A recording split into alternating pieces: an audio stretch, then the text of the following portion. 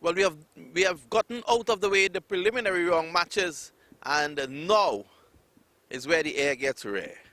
We're at the back end of the tournament, the business end of the tournament. This is the first semi-finals. And Somerset Cavaliers, they have been brilliant so far in this tournament. They are coming up against a team who had 1 foot out the door. They were able to come back in. Talk about coming back from the dead. Here we have the chairman of Cricket Council USA, MAQ Qureshi, his elder brother, Ijaz Qureshi, who's a good cricketer, was a good cricketer in his day, Danny Khan, Najaf Shah, the former Pakistani fast bowler and captain of the Somerset Cavaliers, and we also have Kumar, who just won his semi-finals a couple minutes ago. I think Najaf has the coin. Yep. Everyone call heads. Seems. Well, Kumar, what are you going to do? We'll bowl first. Just now, good momentum. Your team, they were able to restrict the opposition just a moment ago. Is that the reason you just want to continue? Yeah, it's part of it, but there's going to be a bit of dew in the evening. It's going to be tough to bowl, and we got world quality spinners, so try to get the most out of them. A word on Sunil Narayan. Pardon? A word on Sunil Narayan, 3 for 12. Amazing, amazing. He's probably the best bowler in the world in any format, so. I want to wish you all the best. Thank you. Yeah, he's bowling. Well, Najaf, you're going to bat first. I know that you like to bowl and chase, but they're putting you on a different condition now. I mean, it's okay. As I said, we can't control the toss, so we have a plan. We will try to put a big total on the board, and we have a good bowling lineup. So then we will defend it, inshallah. Are we going to see Mohammad Asif tonight? Yes, he's playing today. In the night condition, I think he will be effective with the new ball, so we will try to take advantage of his experience, and hopefully he will deliver for the team today. Well, this is really a big, big moment. I'm sure you will want to be here tomorrow. Hopefully, yeah. So cricket, you never know, but we will try our best and we will give our 100% inside, and let's see. You've won the title twice in the last 4 years. You're looking for a hat-trick. Yeah, I'm looking forward for it, and hopefully, yeah, looking forward for it and excited. Well, good luck, all the best. Thank you, thank you. Well, news from at pitchside is that the CLARION County Eagles, they have won the toss. They have decided to bowl first against Somerset Cavaliers.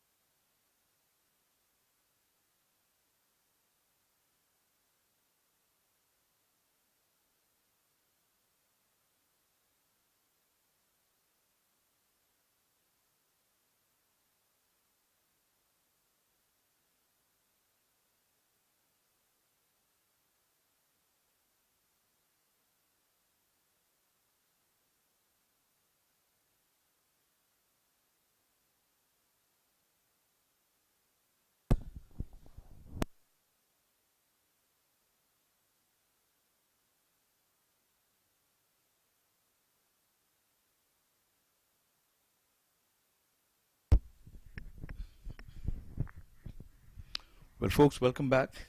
The first of the 2 semi-finals. This one in the evening. This one is punched away into the onside by Stephen Taylor.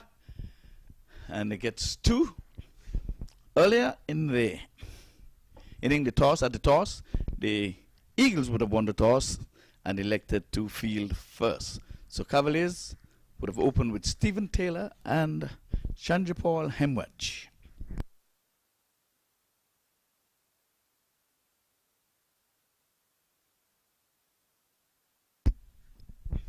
So Josh Cobb is the bowler coming from the far end, bowling left arm.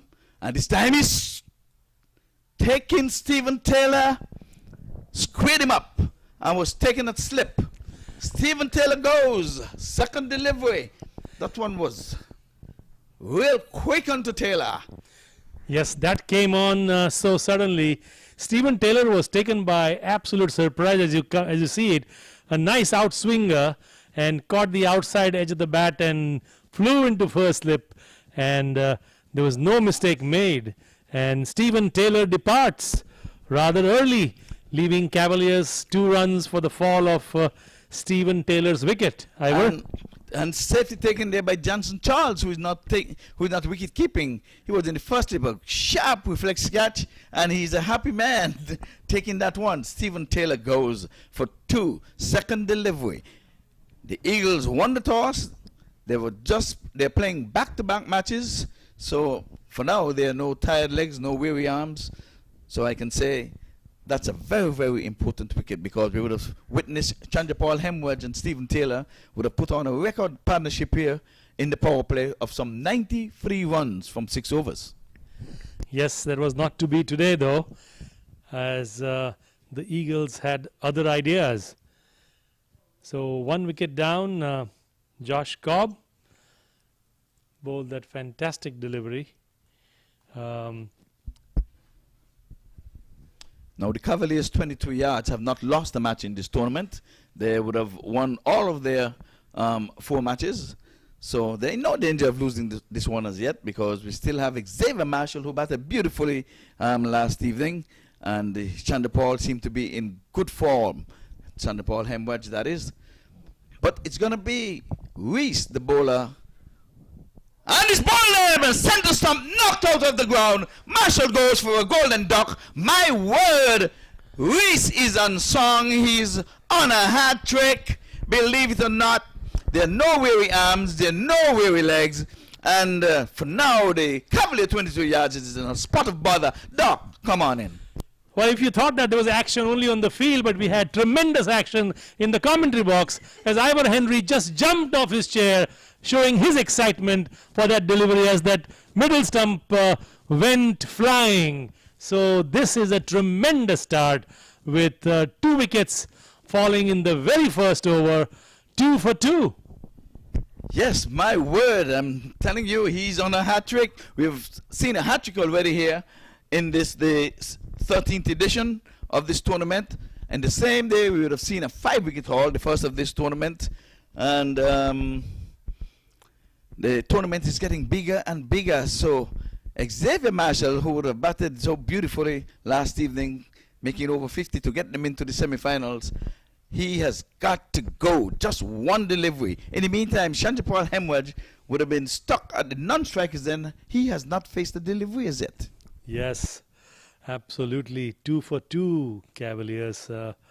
That's going to be, after losing wickets early in the power play, Ivor, it always makes it difficult for batsmen batting at 3 and 4 position, because they now need to play in the power play, because the first and the second batsmen in the innings have failed. So they need to not only solidify but also stabilize themselves and move the innings forward in a meaningful manner. So let's see with Milind Kumar at the crease joining Chandrapal Hemraj, as hopefully these two will stop the hemorrhage of wickets. Well, it's the so the hat-trick has been averted, and that one he came down on it in the block hole, good delivery, but a dot goes into the scorer's book, and he tails her up.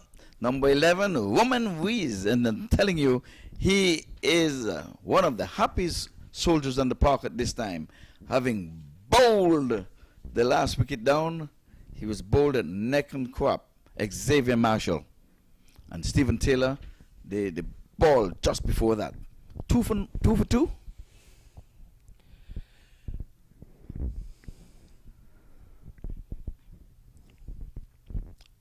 So here he comes. And this time he wraps him on the pad. Loud appeal is still going up.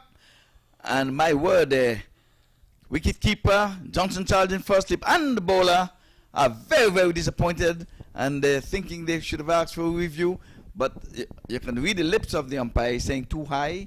Must have been going up over. We'll have a look at it in the replay. Bang here. We're not seeing it front on.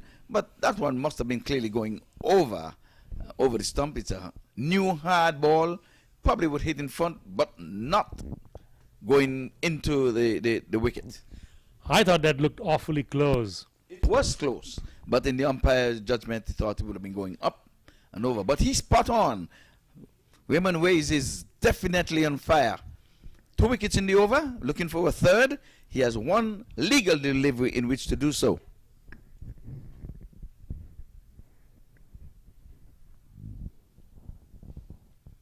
This one is rising on the batsman, looking to turn it around the corner. Ball got big on him that he was just able to knock it down in front of him.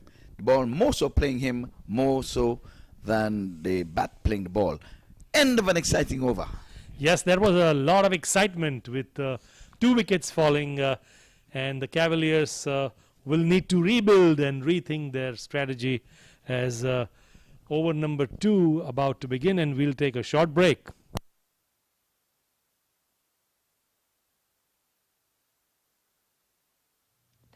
US Open Cricket 2021 Fantasy Sports.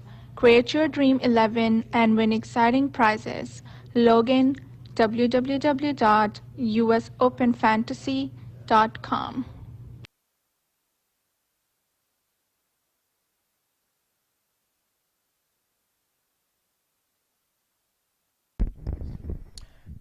So the new bowler going to be James Fuller, and he will be bowling to Chandrapal Hemwich for the first time. He's putting the number 7 on his back as he bowled to Hemwich, and he's getting it off the pad. I think it came off the thigh pad, which goes for 4 leg byes, so the 4 boundary of the inning, but come by a way of extras. One pitch outside the leg stump, and yes, that was drifting down the leg side and off the pads, ran away to the deep fine leg boundary. yes. Extras ruling at the moment. Yes, indeed. Top scoring in the inning so far, 6-4-2. We're into over number 2. It's going to be a full 20-20 over match. We're going to be late into the night. Let me warn you. He's driving and he's getting a good hold of this one. There's a foot chase on the ball versus the fielder, and the ball wins the race. So second boundary, but the first off the bat. So Chandrapal Hemwich gets off the mark with 4. So he's 4 from 2. I were playing in the floodlights and an evening match with a dew factor potentially at play. What do you reckon would be a par score that the Cavaliers would be hoping to achieve? I think they're going to try to get anything over 150. There's still time. Their Hemwich is in tremendous form. It's only 2 wickets down. It's only 1 over has gone. So he's not. And this time he's going high. He's going hard. He's going far. And he's gone for maximum.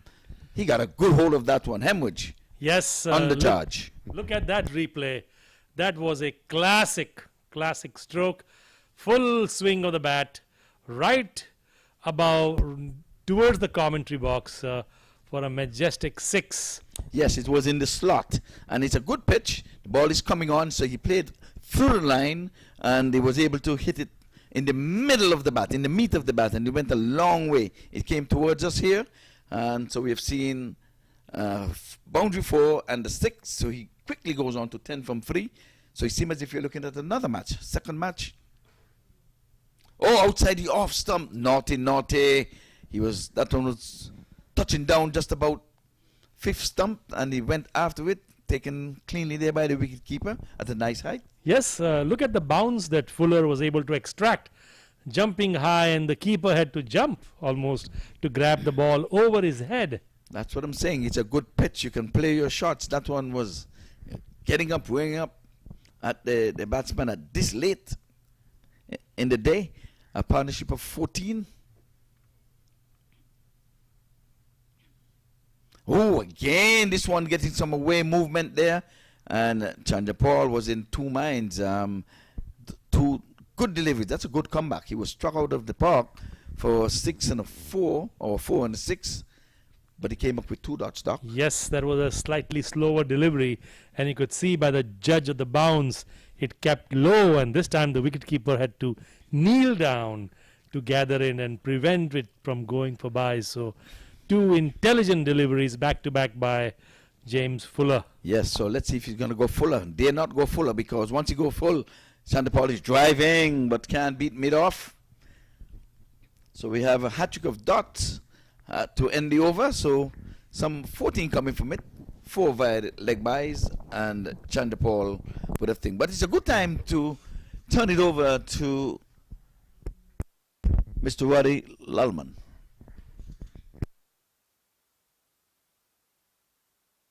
And it's a good time to have a Mad Hatter coffee and tea break.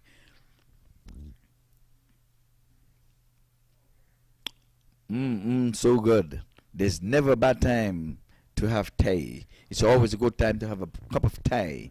And if Lenny Archibald was here, he would have been laughing. He likes to hear a cup of tea. Actually, Lenny was telling me off the air that he was disappointed. He never got a taste of it. So I guess Lenny will have to figure it out, how to get a taste, and then let us know. Well, he should have walked to the bag. There's a few right around here. Well, over number 3, that time he's playing this one down the ground. He's going to get full value, 4-1 from it. So he now goes off the mark, having faced some 4 deliveries. That's Kumar. Yes, that was a lovely stroke by Milind Kumar as he just hits it above the bowler's head. Bowler almost took evasive action, trying to duck, but the ball raced away to the fence towards long on for 4 as the Cavaliers now 2 for 20. A lot better than what they looked in the first over. Yet he was 2 for 2, so a partnership of some 18 here. Like I said, they score quickly and they're not out of the woods. Like I said, Chandrapal Hemwaj has been in tremendous form. But 2 good quick wickets. This time he's down the leg side and goes for a wide. Taken down the leg side. He started badly. Yeah, I want to say good evening to Lawrence Yagaro, who's here and he's taking some of this view. He's on the east side. That's the great Sir Lawrence Yagaro, the only batsman on debut who would have made a double century and 100 not out in the same test match on debut. Lawrence Yagaro. So he's here. Oh, this one is playing it with a dead bat and can't score. Yes, Ivor, we had the Prince of Trinidad or the Prince of Port of Spain yesterday coming in to watch some of the action over here, and he supported a lot of the fans by giving them autographs and engaging in short conversations and pleasing the crowd here. And today we have Lawrence Rowe, who is at the stadium. Yes, indeed. And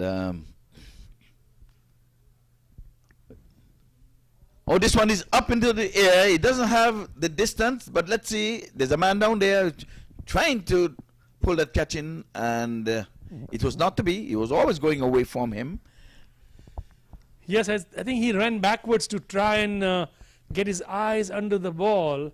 And as we see here in the replay, the ball really ballooned up a mile, and he was running backwards, and then almost got his hands together, but at the last moment slipped out of his hand. But a valiant effort, nevertheless. Yes, we're on the lights. I guess he had to pick it up from under the lights, and by the time he would have picked it up, I think he would have been a step or two too late. But it was not a good shot. Kumar was going for all of the marbles, played with too much of a bottom hand, and that's why he went skywards. This time it's a beautiful shot outside the off stump, but there's coverage in the third man area. He just opened the face of the bat at the last moment, and he thought he was in business there. And I think this is going to be the first time we're going to see Chandrapal Hemwaj from this end. First time he's going to be facing the wicket taker, Rubman Ways. He was going on 2 for 2. He was struck for 2 of his first delivery, and the second delivery had Stephen Taylor caught at first slip by Johnson Charles. Beautiful catch. And third delivery.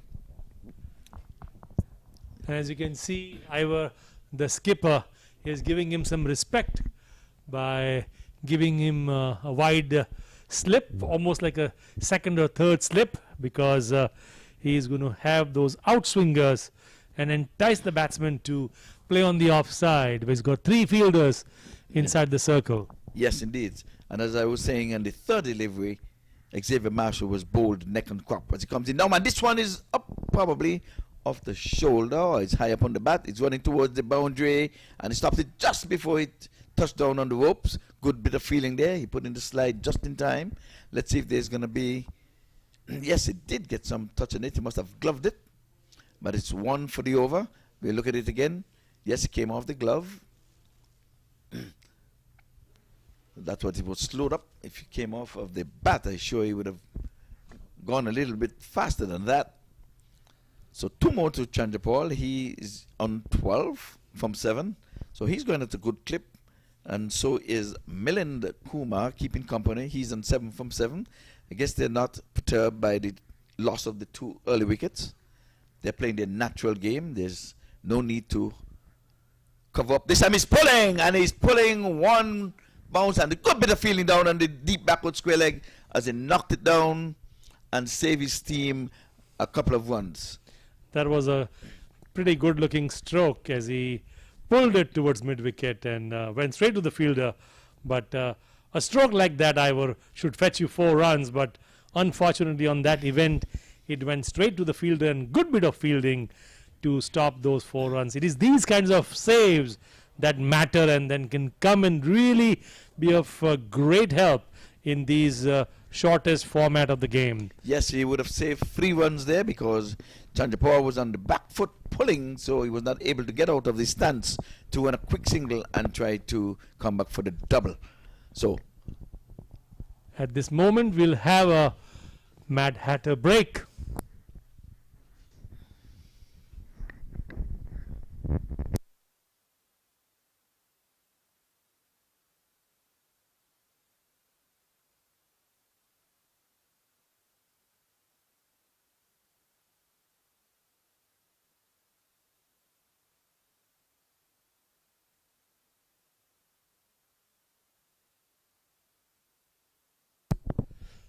Well, the beginning of the 4th over,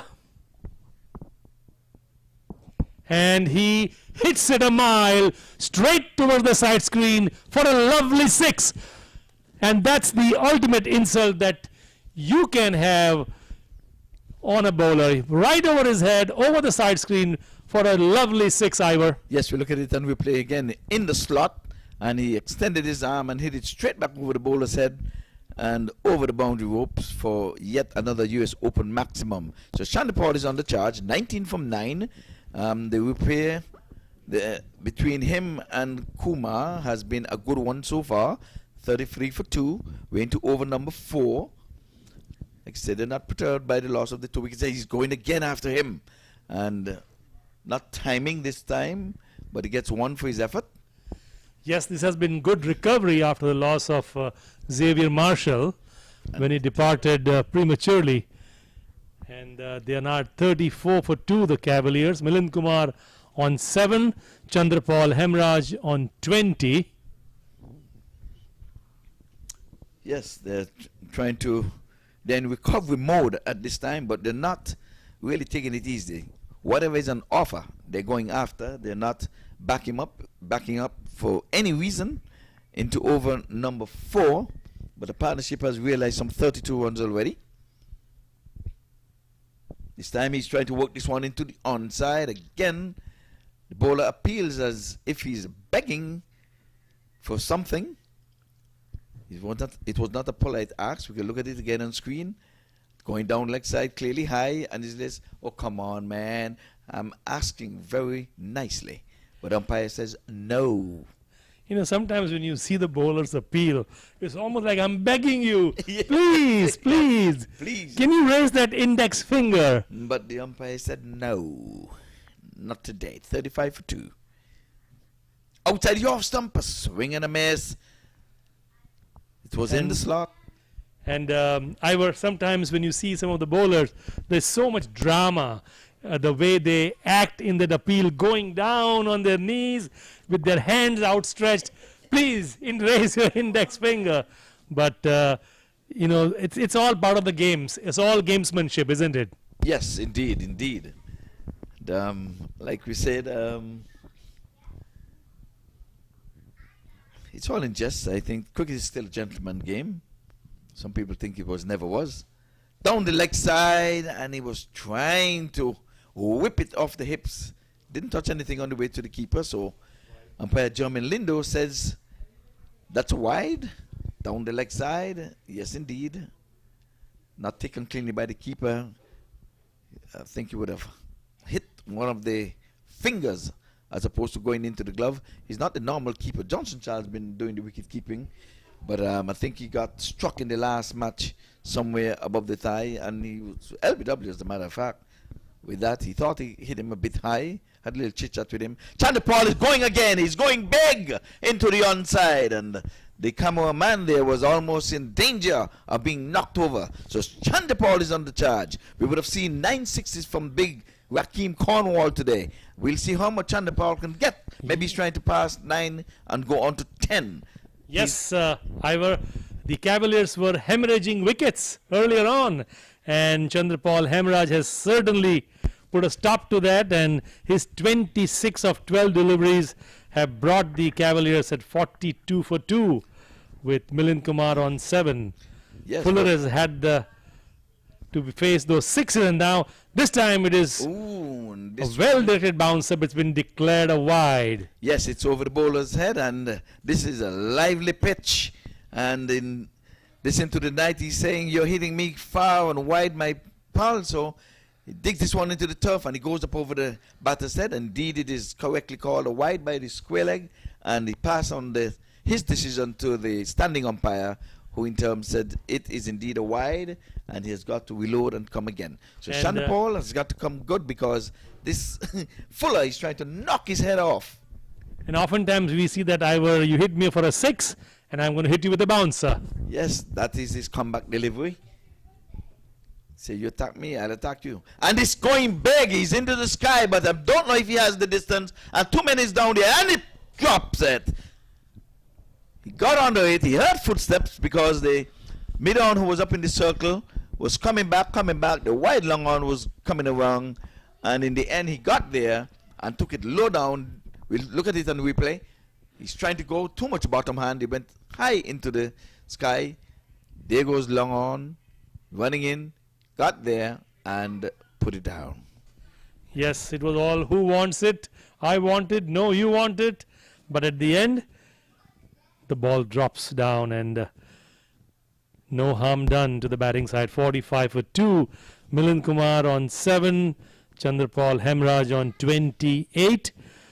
Ivor, 4 overs gone, and they put together a healthy partnership. 45 for 2. Ivor? Yes, a partnership of some 43. And like I said, that was an eventful over. We had an almighty 6 in that over. Then we had a bouncer that went over the head of Hemraj, and then a drop catch of that last delivery. End of 4. I think I would want to take this moment to talk about the curator here. The pitches, yes, I had a nice chat with Milton, and he has done yeoman work preparing these pitches for the games here at the US Open at the Broward County Stadium as we see the beginning of the 5th over. Narayan is into the attack. The player of the previous game, he was the player of the match for his 3 wickets, and he has been summoned in from the far end. He got his wickets from the southern end, but now he's coming from the northern end. He starts off with a dot, and he's making room, and he's punching into the offside. Again, can't score, as he's been knocked on there on the point. So Narayan has started with 2 dots, keeping things in check, as Hemraj would have stopped the bleeding somewhat. But Kumar is on strike. He's on 7 from 10. And this time he's going inside out, and he's getting hold of this one, and he's going to go across the boundary ropes now. So it's been a long time we haven't seen a boundary struck off the bowling of Narayan. But this is a different match, a different kettle of fish, as Kumar gets into the act and hits an inside out for 4. Yes, I spoke to Sunil after he got the Man of the Match award in the preceding game, and he was telling me that he really enjoyed bowling on this track, and the batsmen were finding it very difficult to pick out some of his off-spinning deliveries as he come across right arm over the wicket. Oh, and he's going down on one knee and he's cutting this one down toward the mid-wicket region for yet another boundary. So back-to-back boundaries here, and the 50 comes up. Yes, sometimes the best way to defend is to attack.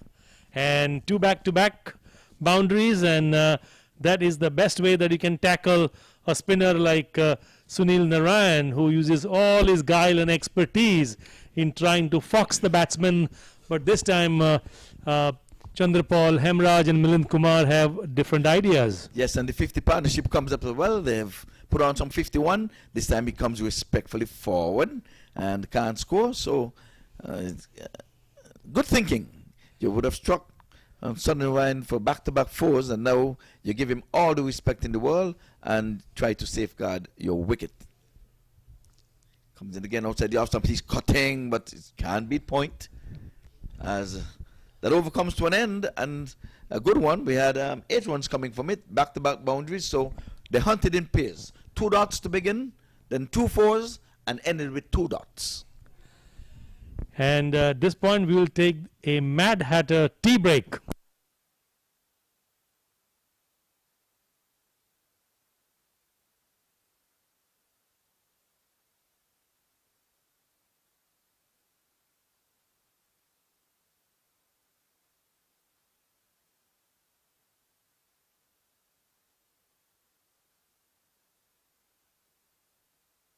MAQ Group is a real estate investment company.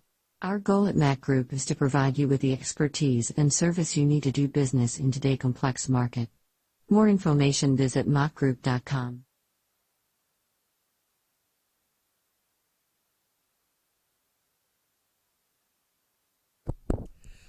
As we are back, Terence Hines to bowl his first over. Chandrapal Hemraj on strike. And he'll have to go back to his run-up. False alarm. I think it was just a trial one.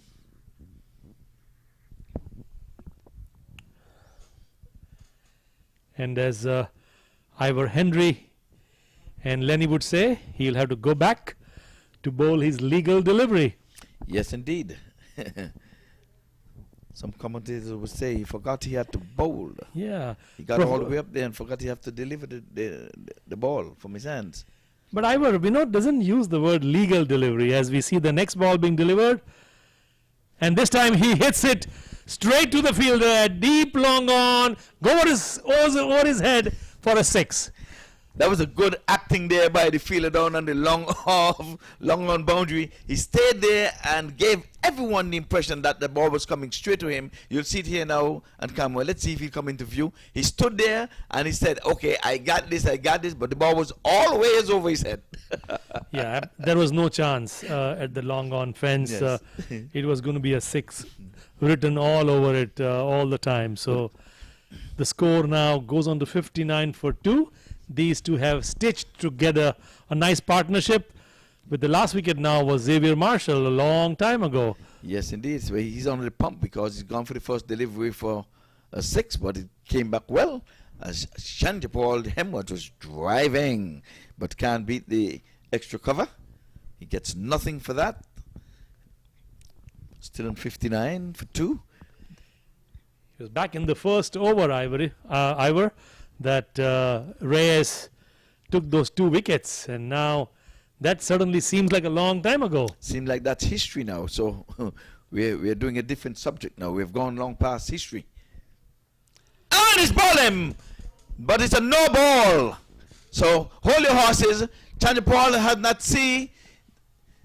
Yes, now we realize it's a no ball. He's guilty of overstepping there, Mr. Hines. You've got to get something behind that popping crease as he goes over, and it was an early call too. See, there it is. Before the stumps was even lit up, there was a no ball call. No, you've got to reload and come again. Ivor, correct me if I am wrong, but did you see the bails getting dislodged on the replay? I did not see the bails getting dislodged. Unless I missed it. Yeah, can we have a look at it again? Can we have a replay of that last delivery to see? We saw that the off stump lit up, but did the bails get dislodged? I If guess we can see the replay. Well, maybe they're out of it, and I think with this system, once you're out of it, you're not going to get back into it. But But there was lights, but it's a no ball and a free hit. Down the leg side, and he's whacking this one round the corner, and he gets 4. So 4 from the no ball. Free hit. So Chandapal has been reprieved by a no ball, but while he got bowled, he played all around that one. It was a naughty shot though, but luckily for him, Hines overstepped and he was called no ball, guilty of going too far up the pitch, looking for extra pace maybe. 68 for 2, a partnership of some 66 between these two, and we still have 3 legal delivery left in the power play, and it's going to be a healthy one. Never mind the wicket, 2 wickets in the wicket column. And Chandapal is on the back foot and he's playing this one here. Down she goes for 4, 1 bounce 4. And one of the safest places to hit the ball in the air is back over the bowler's head, especially if it's going to be as flat as that. Long on was not in with a chance to catch that one. You can look at it again here. He sort of bunted over the bowler's head. And dropped. Didn't he drop? It was a 6. I think that was a 6. Yep. The umpire declared that as a 6. So the score They goes did- up to 74 for 2. Did you signal for Oh, it's 6. There you go. So another 6 for Hemwatch. I mean, how much 6s he would have hit? We would have witnessed Cornwall hitting 9 in his innings of 62 early in the day. Down the leg side. This one is going to be in the air. There's a man running down there. And he, my word. The ball, it went for 4 though. He dropped just, no. The umpire is saying 6, but I thought he would have dropped just inside the rope. But the umpire is saying 6. No, now he takes it back and he now signals 4. So the umpire, yeah, he got in too close. He could have come back a little bit more. See, he catches it there and he dropped just inside the rope for 4. That was catchable.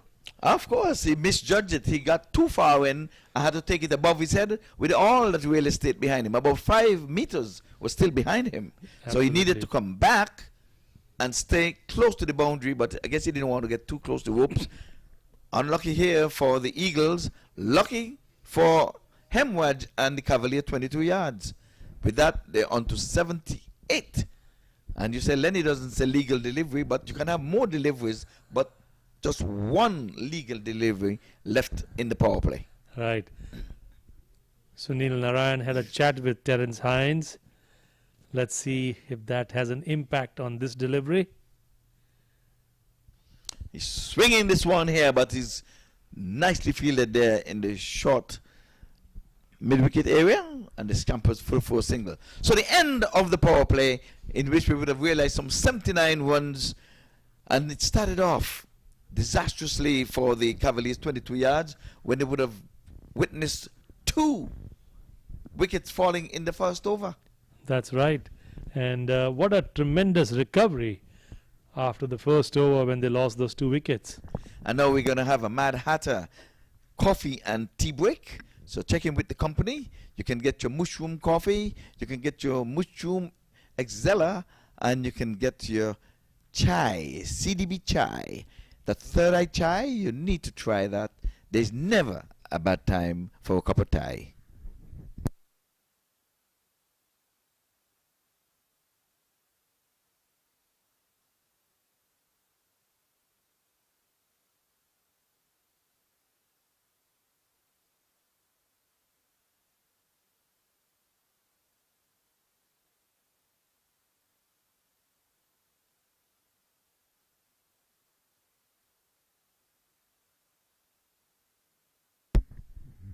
And which turn this one around the corner. They're thinking 2, but it's only going to be 1.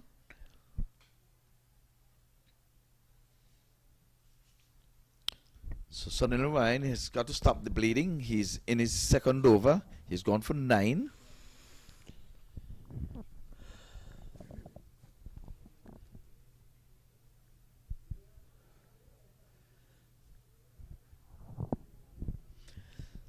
And just in case, I would hope that the cricket show bring in a portion of this match. Want to say good evening to Leon, Francis, and the crew at the cricket show. Now, this time he's pulling, but there's going to be only to retrieve with the fielder down at the mid-wicket area. That one was pulled into the cow corner area. Absolutely, that was dissecting, or rather bisecting, the fielders at long on and mid-wicket. And both of them ran towards the ball, but there was absolutely no chance for either of them to stop that. So Milind Kumar is on 19 of 15 deliveries. Chandrapal 50 as the next delivery from Sunil Narayan. And he cuts and cuts it to point. No run. We are greeted here in the press box By the great Lawrence Rowe, a very handsome and a young looking Lawrence Rowe, I might add. Yeah, give him the mic. Give him.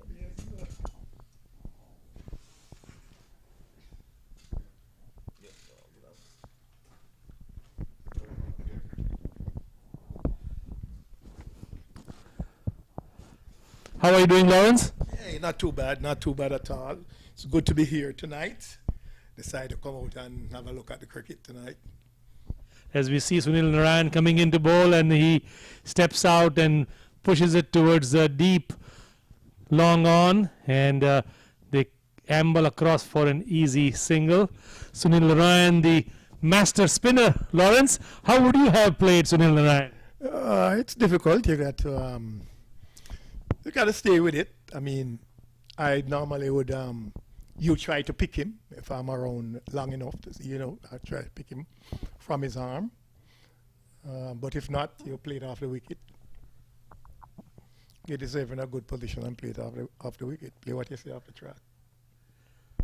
Well, we have just informed the crowd and reminded them, and if they did not know before, that you hold the record on debut, the only cricketer who would have scored a double century and a century, not out at that, on debut. Still stand today. Still stand today. And the top score of 302. Yes, I'm one of 4 West Indian who had triple 100. I was the second West Indian to have done it. Sir Gary was the first. I was the second. Brian and then Chris Gale. So we are the 4 West Indian who have had the triple 100.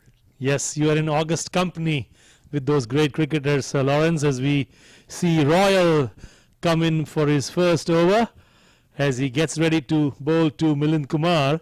85 for 2, the Cavaliers. Milind Kumar on 20 and Chandrapal Hemaraj on 50. Right arm, left arm around as he places it between point and extra cover, and they walk across for a single. Lawrence, in terms of the T20 cricket that is going around the world, what are your thoughts about the new format that you never played? It has grown. It has grown. In the early days, it was a little tough. It seemed a little bit wacky, but it's grown. Now you find a lot of all-round players involved in it. People who more or less bat in the same mold that I would have done, and has done well in it. And then you have the bigger hitters later on up. But it's really good. And this one is pulled with absolute certainty right over the mid-wicket fence, and it races away for a great 6, as you just saw. 92 for 2 now. There was a great stroke from Chandrapal Hemaraj. He is now on 56 of 23 deliveries, and Milind Kumar 21 of 19. Yeah, yes, Lawrence? That one was badly lined. It was a poor delivery and got the treatment. It was halfway down the track outside the leg stump, and Chandrapal has been in tremendous form throughout this tournament. And like we said, it's a recovery here. They're just 8 away from the century mark. And Royal is coming for the treatment. And this time down the leg side, he got away with one there, but he's had to reload and come again. As this one was pitched down the leg side, would have been a beautiful delivery for the right-hander. And Ivor, it seems like the towels are coming out, and the dew certainly is playing a role now as Royal comes into bowl. And he pulls it towards deep mid-wicket, square leg area, and they come across for a single and the ball doesn't come back to the keeper and there's an overthrow as they come back for the second run. This partnership is building quickly. It's up to 93 runs, 95 for 2 the Cavaliers. Milind Kumar 21, Chandrapal Hemraj 58. Yeah, that was a strong throw coming in from the deep backward square leg. He went right over the wicketkeeper's head, but it was not good backing up there by the close infielders. Hemraj turning this one around the corner. I think it's going to be leg byes. Here again, sloppy fielding. So leg by, the signal comes in now from umpire German Lendo. So it's hard to play back-to-back innings. The Eagles would have just won and would have worked their way into the first semi-finals. And probably their arm weary at this time. Chandrapal is playing right across that one, but that one would have pitched outside the leg stump. You're not going to get away with that, pal. German Lendo is too good of an umpire to give you that. And I think there was not that much of an animation by Royal for that particular appeal, but it was a gentle question as Royal gets ready to bowl the last ball and uses the towel to dry things up. Left arm around the wicket. And this time he plays a great stroke right over the mid-on fence for a majestic 6 again. One more time. We have seen some amazing stroke display by Chandrapal Hemraj. And look at that, Ivor. It brings up the 100, 103. We look at the replay, and he goes into it. And he got under this one very, very nicely. And it goes into the night sky and goes beyond the boundary rope for yet another US Open maximum. Quite a bit. Quite a bit. We would have seen Cornwall would have struck some 9 in his innings of 62 on a boundary. And I know that Hemraj is very close to that 9 sixes. He's very close. 43 runs coming from that over because the bowler was guilty of bowling 2 no balls. Yes, Brian was here, yes. He's still here? No, he would have left. Brian would have left.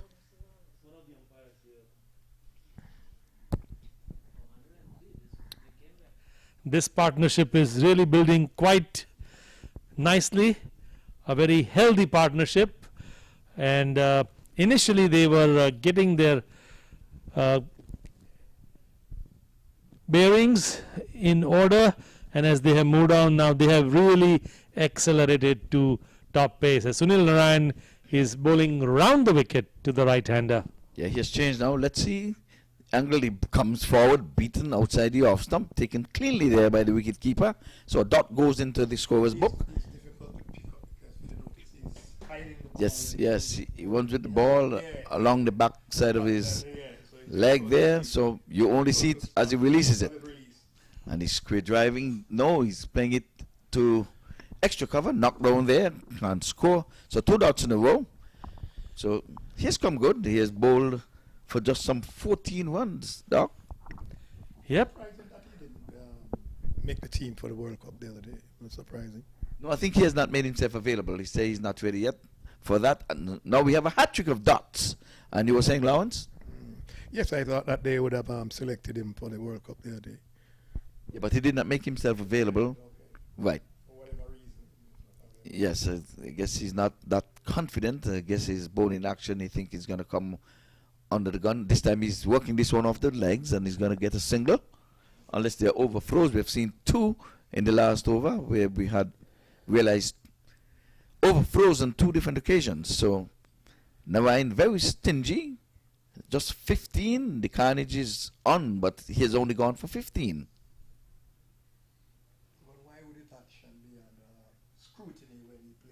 IPL, playing the top league in the world and has done well, you know. So, and he's not being called there.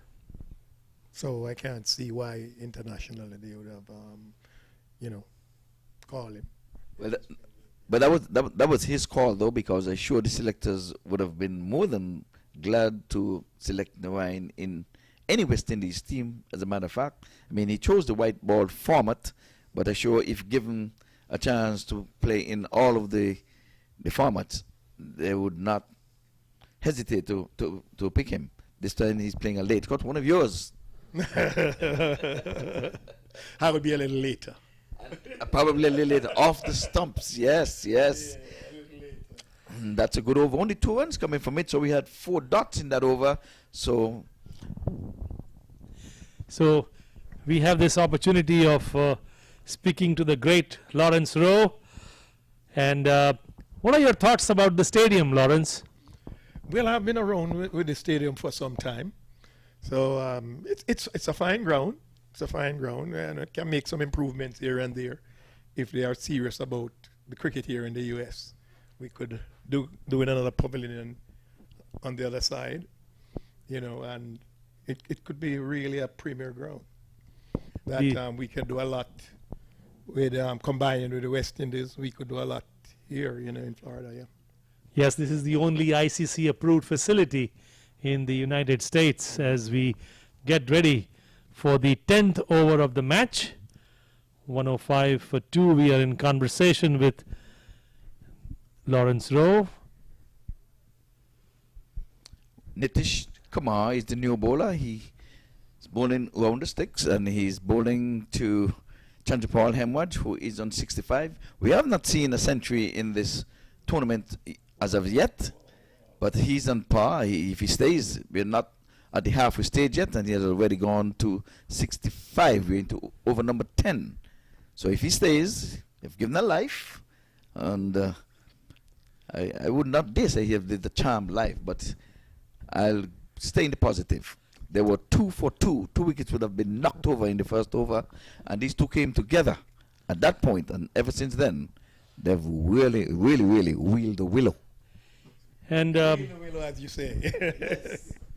yes, that's his favorite line. Ivor's favorite, wheel the willow.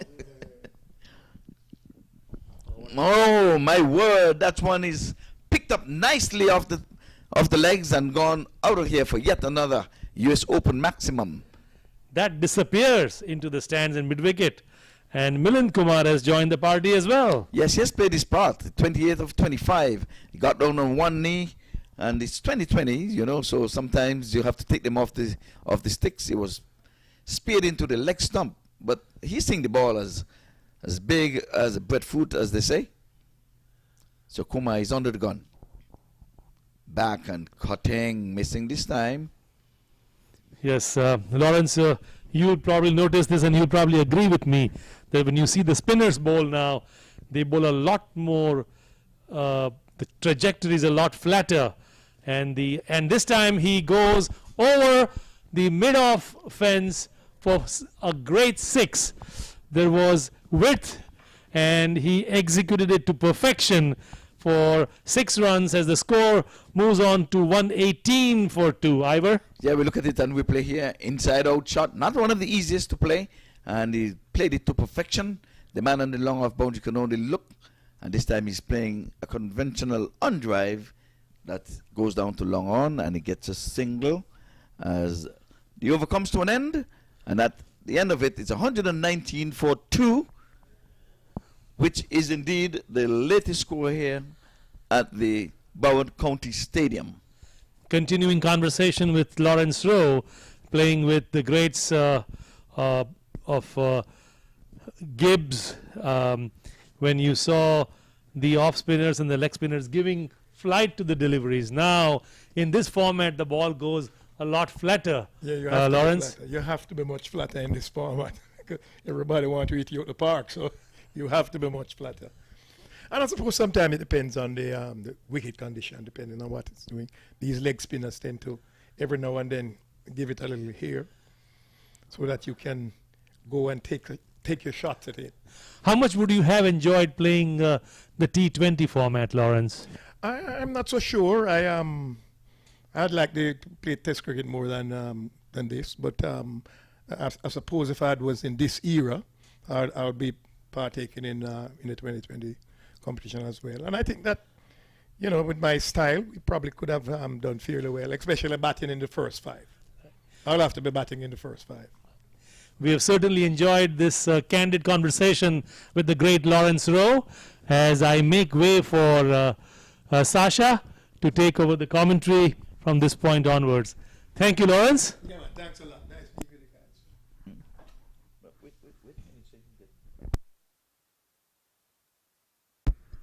guys. Yeah, you can stay with us just a little bit because I'm sure Sash would have a question for you coming out of London.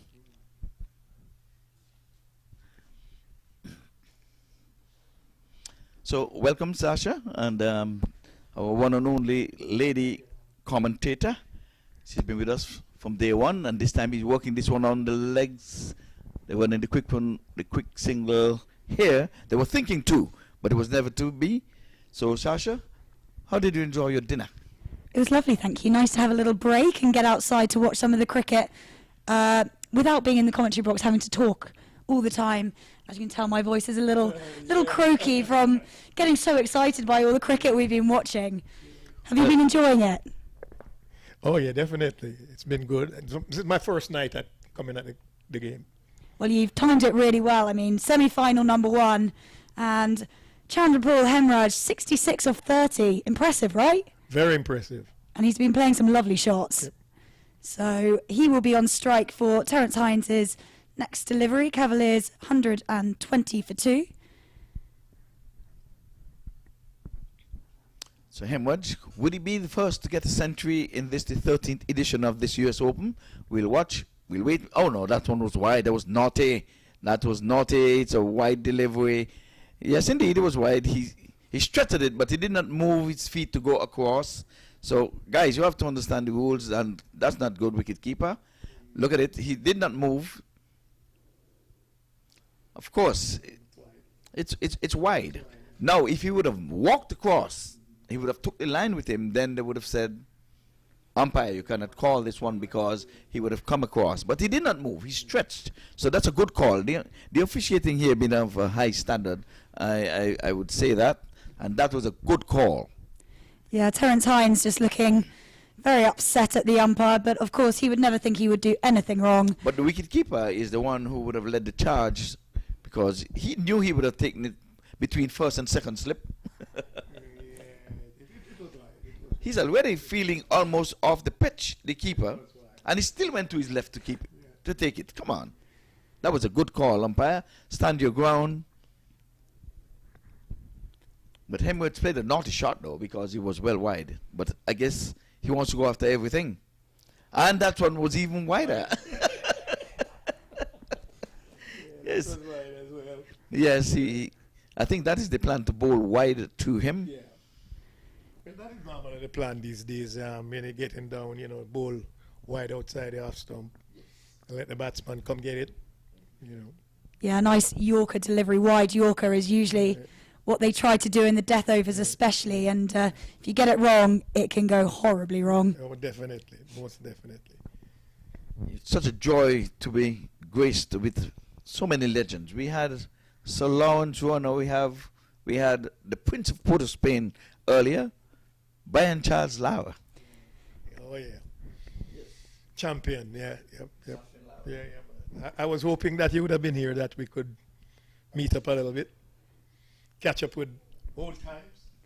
Yes, this one coming into the batsman. He covers up nicely and gets a single. Well, we did speak to Brian Lara, and he did say he is hanging around for the next few days. So I'm sure if you get in touch, there'd be a lovely dinner to be had. And I would be more than happy to come along with you and have a lovely chat with you both. Oh, yeah, most definitely. I'm hoping that he'll be here. He'll be here tomorrow for the final, I think. Should be an exciting game. We're really looking forward to it. We're hoping. And Cavaliers 123 for 2, 10.5 overs gone. Terence Hines 26 off his 1.5. He's going at quite a rate here. He's going to want to slow those runs down, and let's see what he can do here. Edged and 4. Stephen Taylor would not have been that lucky because there was a slip in place when Stephen Taylor got his second delivery. Squared him up, taken there by Johnson Charles. And then we had Xavier Marshall bowled the neck and crop. Golden duck, as a matter of fact. Yes, it was a hat trick. was a hat-trick ball that Kumar came in on, and since then the wickets has dried up and these two has gone merrily along. But these bowlers have to realize that Chandrapal is going at everything, wide or no wide, so they should at least, well, now the slip comes in, so well, not even a slip, it's a fly slip, but they know he's going to flash, so they would have done the right thing, put a man in place. And yeah, wide delivery called again. It's very obvious what they're trying to do here, and Hines is just not executing it to the level we would expect from a bowler of his standards. Yes, a bit too wide. Yeah, Aaron Lilly, the man at fly slip, as you mentioned before. But the prize is good. The prize is good, but you have to have the fielders in place. But the horse would have left the barn. But you know, you have the man in the fly slip waiting for that, and there's still a third man. So that's the plan. Yeah, we saw the drop catch there earlier by the man down in the deep, James Fuller. And that has gone high in the air and is going to go 1, 2, 3, 4 bounces and no, goes over the boundary. It was a good attempt there by the fielder. He did get a hand to it, but unfortunately the momentum just carried the ball and himself over the rope. So that's going to be a 4, and Hemraj 75 off just 33 deliveries. There's really no stopping him at the moment. And Terence Hines, another expensive over. Yeah, but the field placing, if he's going to bowl wide of the mark, you don't need that mid-wicket down there. You're supposed to have the guy sweeping and your long off back, because he's bowling to plan. So that's a no-no. Don't set a field for the bad one that he might bowl. So last ball coming up in the 11th over, 132 for 2. Let's see what Hines can do with his final delivery of his second over. Wide again, and it's going to be caught. Taken. Plan worked to perfection. It worked to perfection. Yeah, that was always what they wanted to do. Last ball of the over. Keep it exciting. Outside the off stump. Outside the off stump. Like I said, the man was a wasted man, because you have to say that Hines worked it to perfection. But your words with Lawrence so that he can get back over with his teammates. With my pals. Yes. No, we had a nice chat with Lara. He was saying he's over here for shopping, a little bit of golf and relaxing. Is that the same with you? No, I live here. I actually live here in Florida. Well, aren't you lucky? It's So a I've lovely been- place. Oh yeah, it's beautiful, and you know I've been around this park here for a long time. I had a foundation, and we put on 1 and 2 cricket matches here as well. Amazing. And Yeah. so you must have played here. No, I didn't play here. I was over the hill by then. I doubt that very much. You don't look a day older than 30, so there's some fibbing going on here. But maybe we could get you to go and do a little cameo out there. Yes. Probably with some older guys. Well, Not with a young I'll play one. with you. You'll still be way better than me. That would be great. Well, we'll But see it was what we nice can being do. with you guys. It was nice being with you guys. Well, I'm going to get back with my pals out there. of course. So Well, if I'm here tomorrow, I'll probably join you guys tomorrow for a little bit. You're more than welcome. So have a good evening, and thanks for coming through. Thanks to Milton Taylor as well for searching you out, and he know you're always welcome. He just brought you up, and the door is always open. Yeah, thanks for having me. an absolute treat here. And as we come to the end of over number 11, time to take a good break.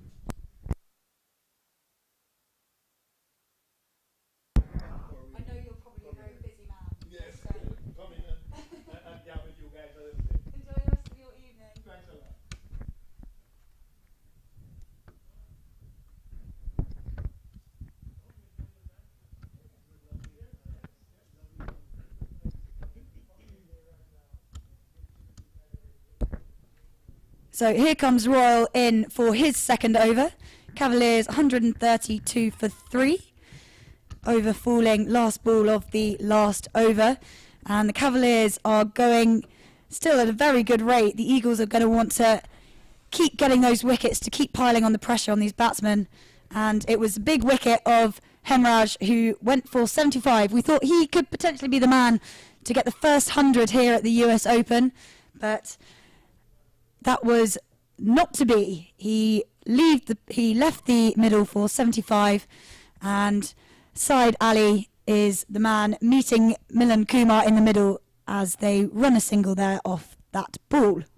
Yes, good partnership of 130, maybe the biggest one yet, I would think. But it would be nice if Kumar can continue and get to 50. He has worked hard for his 40, because you've looked at Hemwood, smacked 75 of those 130 run partnership. But he too has really joined the party. He has looked good. So now it's for Saeed Ali to pick up the momentum and to keep the momentum going. I think they're on pace for another 180, 190, maybe the first 200. Flicking this one into the onside. Thought of 2, but it was never on the cards. He would have flicked it too hard. And Royal, who, as we mentioned previously, was banned for one match for pitch tampering, has come back really strongly today. He bowled exceptionally well to get the Clarion County Eagles into the semi-final. And he's been a little bit expensive so far, so he'll want to make sure that that changes. And that has gone high and straight to the man who fumbles around for a little bit but catches it in the deep. And just as I say, he's going to want to come back from that. He gets a wicket. Yes, and commentators curse Kumar goes. It's always one wicket brings another and another and another. And Kumar, who has been there batting beautifully on 40 from 33, went for a shot, one too many, and we had a juggling act down at the deep backward square leg, but he stayed with it, kept his eyes on it, and in the end, what matters in the scorebook will be that he was caught, out-caught, not out-caught juggling. Exactly right. So 4 now down for the Cavaliers. They're still going at a good rate, 11.7 and over. That should, as you say, get them up to a pretty good total. We've only seen one 200 score put on the board, and at the moment they're looking like they're on track for it, but the wicket of Milan Kumar could just put a halt on that run rate, bring it down a bit, and Royal has got the breakthrough and got another danger man out, and now 2 pretty new batsmen to the crease. In fact, relatively new batsmen, so it's like we're starting all over again. Sometimes they say it's going to be rough, but I sure the Cavaliers are saying we're going to make it. Yeah, you'd like to think that their whole lineup, they haven't lost a game yet, so their whole lineup should be feeling pretty good at the moment. And here comes Royal bowling at Syed Ali.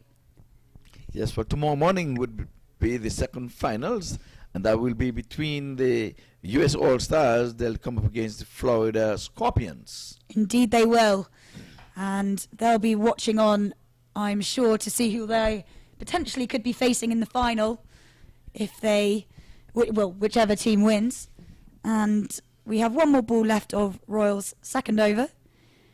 He's got the wicket, but he has been fairly expensive, 21 so far with 1 ball left. And he will stay with just the 21 off 2 overs. Yes, indeed. And we have to give a lot of credit to Royal. He was the bigger person. He got on television and apologize for the mistake. I'm going to call it a mistake. A young man, young in his career, and he would have, caught doing such a thing. I think he was misguided.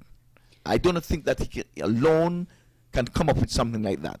So it just that happened that he got caught.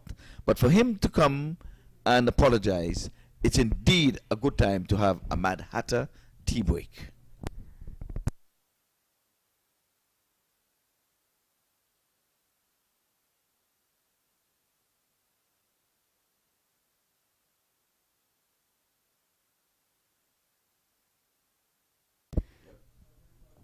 Yes, as you say, good for him to apologise. He did the wrong thing, and hopefully he's going to learn from it.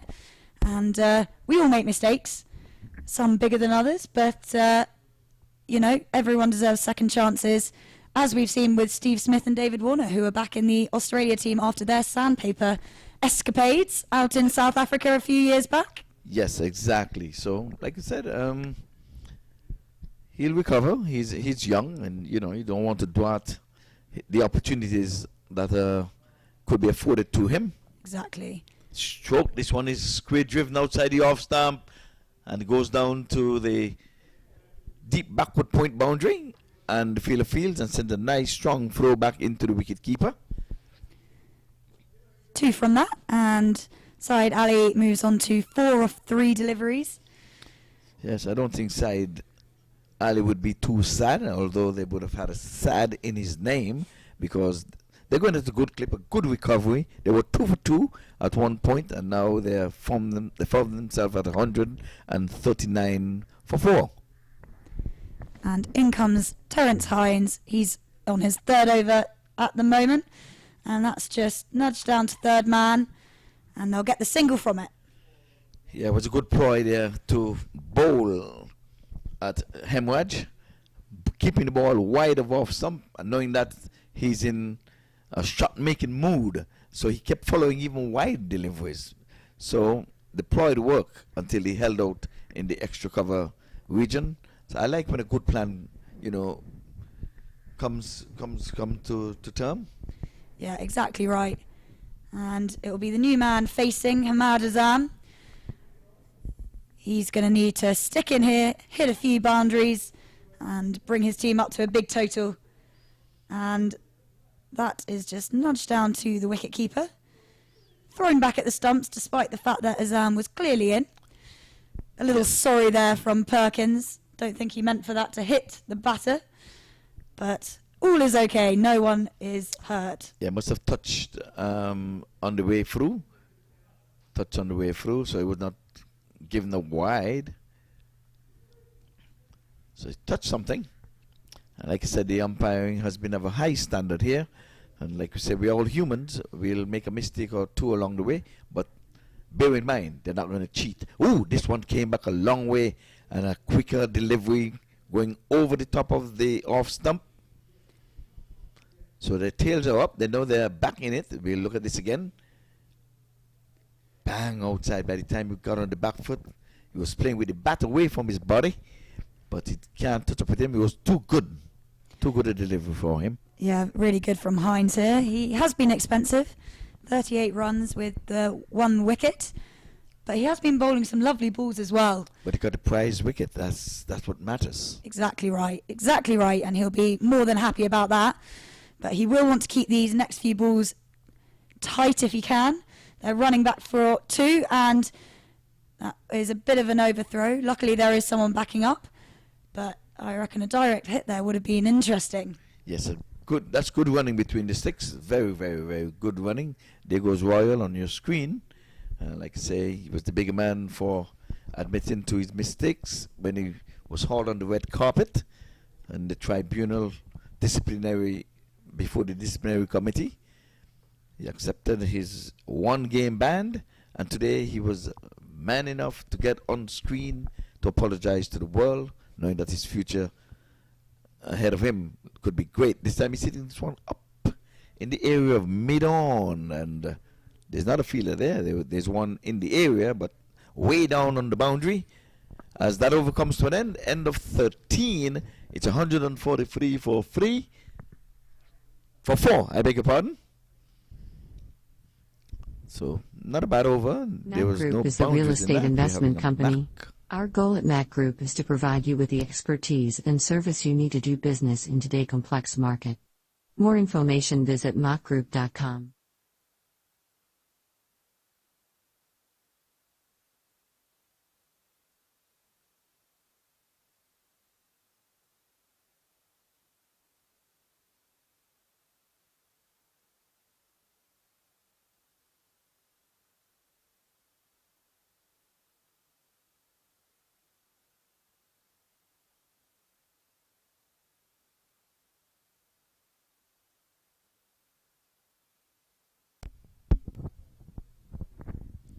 So Royal to continue.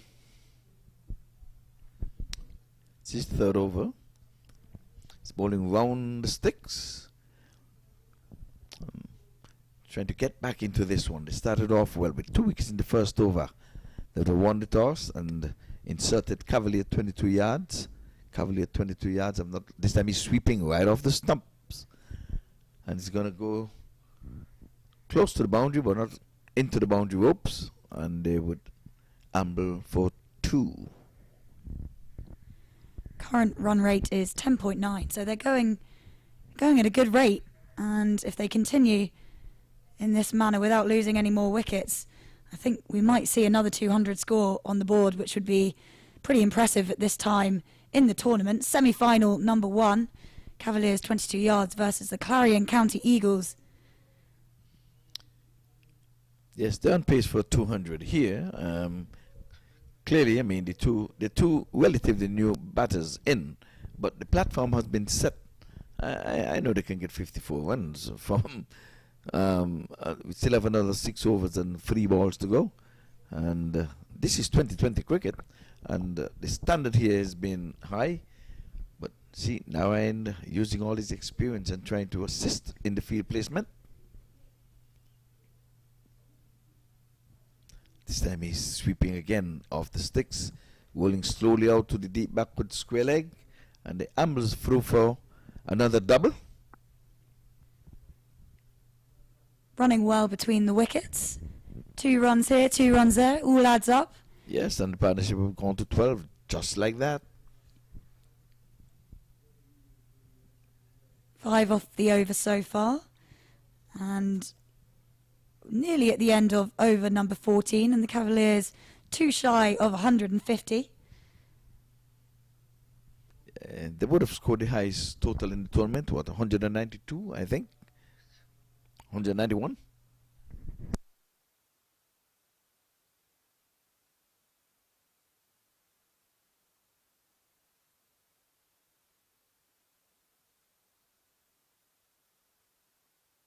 Oh, yes, yes.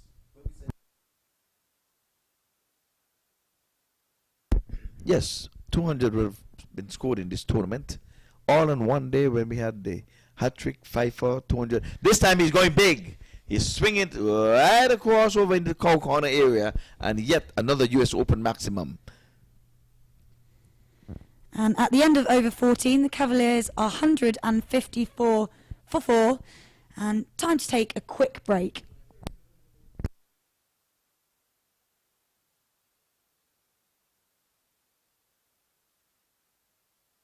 And the break is a Mad Hatter coffee and tea break.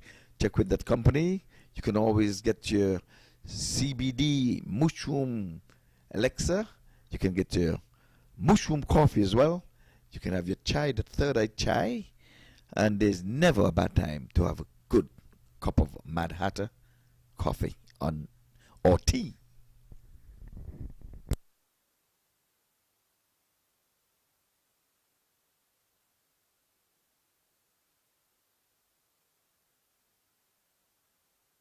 So now he'll be coming back to finish his stint here. He has done well for himself and his team so far. He's not in the wicket column, but he has been very stingy. He's been miserly. 3 overs for 16. I want to say good evening again to the cricket show. They're on now, Sasha. You might be able to say good night before 9 o'clock when they get off air.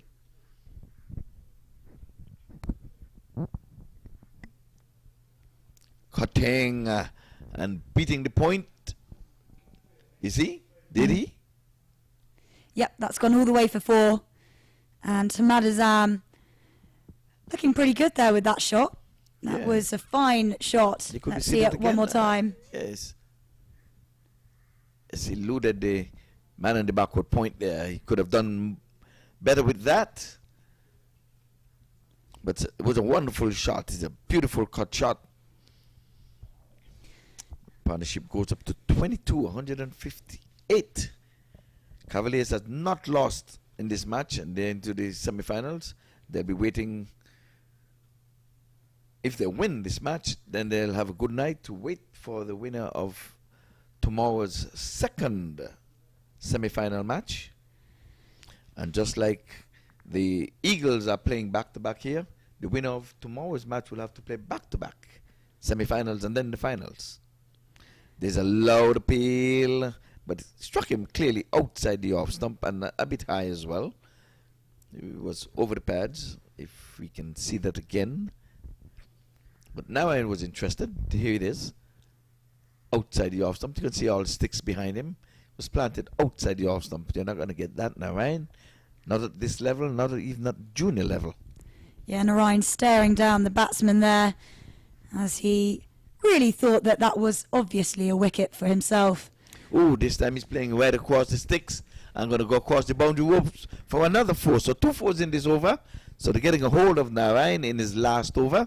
So 2 more deliveries left in this over, and Narayan has been struck for 2 4s in this over.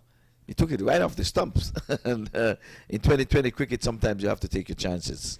Yeah, Hamad Azam looking really nice at the moment, 14 off 12 deliveries. And himself and Saeed Ali, who is 13 off 7, putting on a good partnership, and they're bringing the Cavaliers up to a good total. Still 5 overs and 2 balls to go. So they're really on track for a 200 here. And that one looks like just a single. Yeah, he just pushed hard at that one. I thought he could have maybe played an aggressive shot at that, but anyway, he lives to see another day as he gets off strike. Narayan with his last delivery of this spell, and he's hoping it would not be the last delivery of this tournament. But for him to do so, his team will have to win tonight if we ought to see Narayan. So folks, the viewers, you're looking at Narayan possibly for the last time bowling in this tournament. But I don't think that that's what he's thinking. He's thinking of coming back here tomorrow to be in the finals. And this one is turned around the corner, and it's good running between these two. Just touches around the corner and pushed hard for that 2. As over number 15, done and dusted, that has come to an end. Yeah, 11 off that over. And Narayan is finished. And while we have a change of ends, time for a quick break. 13th US Open Cricket 2021 Fantasy Sports. Create your Dream 11 and win exciting prizes. Log in www.usopenfantasy.com.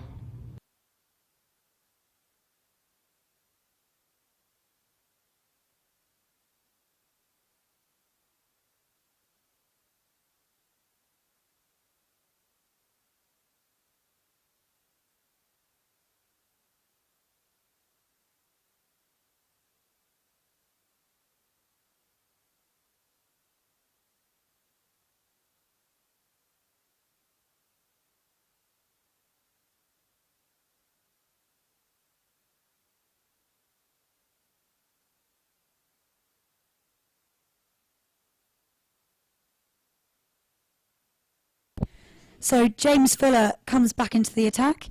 He has been expensive for his first 2 overs, 27 runs from them. But here he comes bounding in for his 3rd over, first ball of Fuller's 3rd over. And Hamad Azam just plays that nicely onto the onside, and they will scamper through for a single.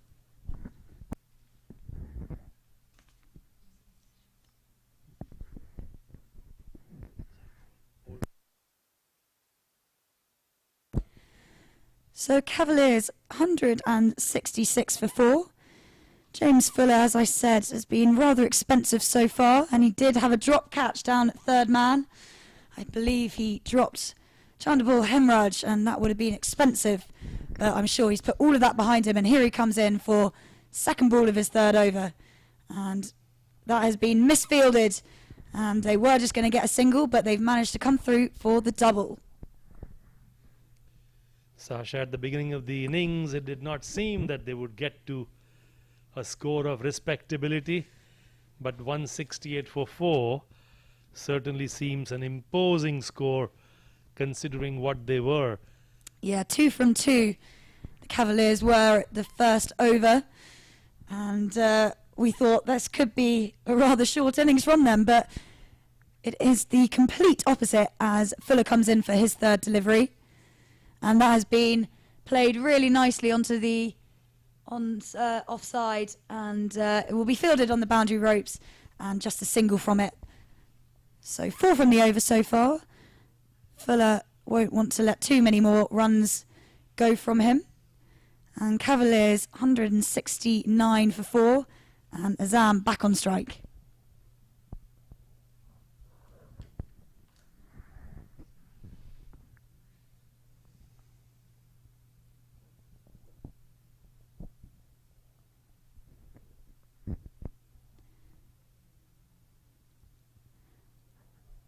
And that was really nicely played by Hamad Azam. That was a bouncing delivery that came up really high, and all he had to do was angle his bat just right, and it just went down, flying to the boundary. Let's watch that one more time. He cuts that delivery so beautifully. Went up on his toes, and as you said, Sasha, the ball raced away to the boundary. Did you have a nice conversation with Lawrence Rowe? Lovely. He was one of the nicest people I've met today. Yes, after the conversation that I had in the comm box, I was in the room next door and continued my conversation with Mr. Rowe. What a gentle, gentle human being. So Fuller in again. Hamad Azam facing, and this time he plays it down into the leg side, but there is a fielder on the boundary ropes and just a single from it. So good response there after the 4, and he has one more ball in his 3rd over. Meeting some of the greats from the yesteryears brings such pleasure, and they talk about their old times. Sasha, you probably did not see some of these greats play, but these are the gentle giants of cricket as Fuller comes into bowl to Syed Ali. Oh, and that's well fielded by Fuller off his own bowling. And at the end of over number 16, the Cavaliers 174 for 4. Hamad Azam 21 off 16 deliveries, and Syed Ali 18 off 11. And while the batsmen have a quick drinks break, as will we, we're going to grab some Mad Hatter tea.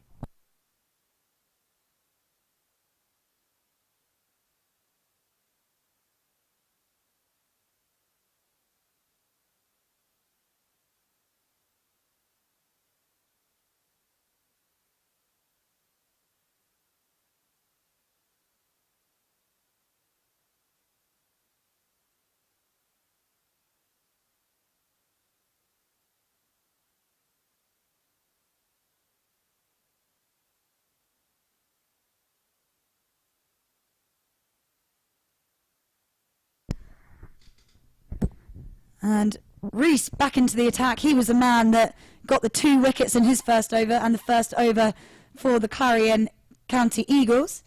He's been economic so far, just 13 runs off his first 2 overs, and he starts with a dot ball.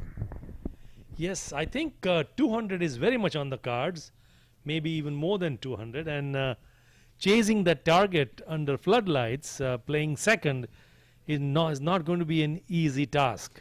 No, you're absolutely right. We've only seen 1 200 in the competition too far. I believe it was either 208 or 209. And the Cavaliers are definitely on track to get somewhere around there. That's just played nicely to the fielder. And they will just get a single for it.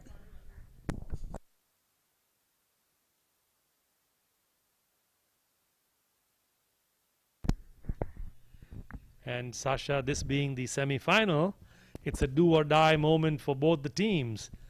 The team that loses will be heading back to the airport or wherever they are coming from, take the bus home, and goodbye to the US Open. Exactly that. So both teams will be fighting really hard to make sure that that's not them. And the Cavaliers, who were put into bat by the Clarion County Eagles, are doing a good job so far. That one is just nudged away, and good fielding there, and they will just get the single from it. So Ray's staying pretty economic despite his other friends who have been bowling out with him, letting a few balls go astray. But Rahman Reis has been brilliant so far. 2 wickets for 15 runs and 3 balls left in this over. Swing and a miss. And Sasha, I was just thinking, a bowler who bowled on the same exact track from either ends and bowled supremely, Sunil Narayan, in the first match of the day, and the second match, same track, opposite different teams, and it's a different result. Yeah, exactly right. And here comes Reis coming in again. That one just on the pads of Ahmad Azam, but he manages to get it away and gets a single as well. And 1 ball left of the over. Cavaliers 177 for 4. Partnership of 41 between these two. It's building along nicely. They were both fresh to the crease at the same time, and it was just after a couple of fairly quick wickets, so these guys have built nicely since then. Oh, and that's another big swing and a miss, and Saad Ali feels like he's really missed out there. A little bit of a joke between Rays and Saad Ali, and at the end of over number 17, Cavaliers 177 for 4, and Rays 2 wickets, 16 runs off his 3 overs. Let's take another quick break. MAQ Group is the real estate investment company. Our goal at MAQ Group is to provide you with the expertise and service you need to do business in today's complex market. More information, visit MAQgroup.com.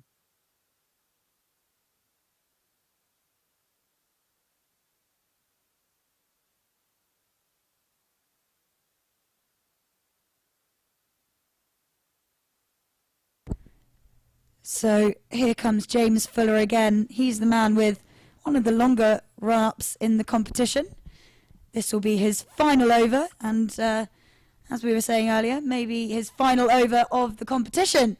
And that has gone high in the air. 2 fielders running towards it, and it looks like they're going to collide. And there was no communication there between the Clarion County Eagles fielders running along the boundary edge into each other. And one of them really should have taken that. There was the ball for the taking, but dropped, and I think it's probably worth watching that again. Straight down the ground, back over Fuller's head, and you can see there both fielders running straight towards each other, and it's gone through the fingers of both of them. Yes, by the looks of it. And thankfully there was no collision or injury, because oftentimes when the ball goes up so far up in the air, players can sometimes collide, as we see the next delivery from Fuller.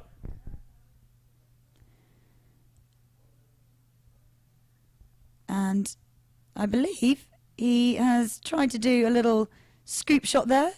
It was a full ball from Fuller, and he managed to do well, because I believe it was Azam just got his bat in the way quite early, but you could see what he was trying to do there, and Fuller just made sure that he couldn't get all of the bat onto it, and I think it was just a single from that last delivery.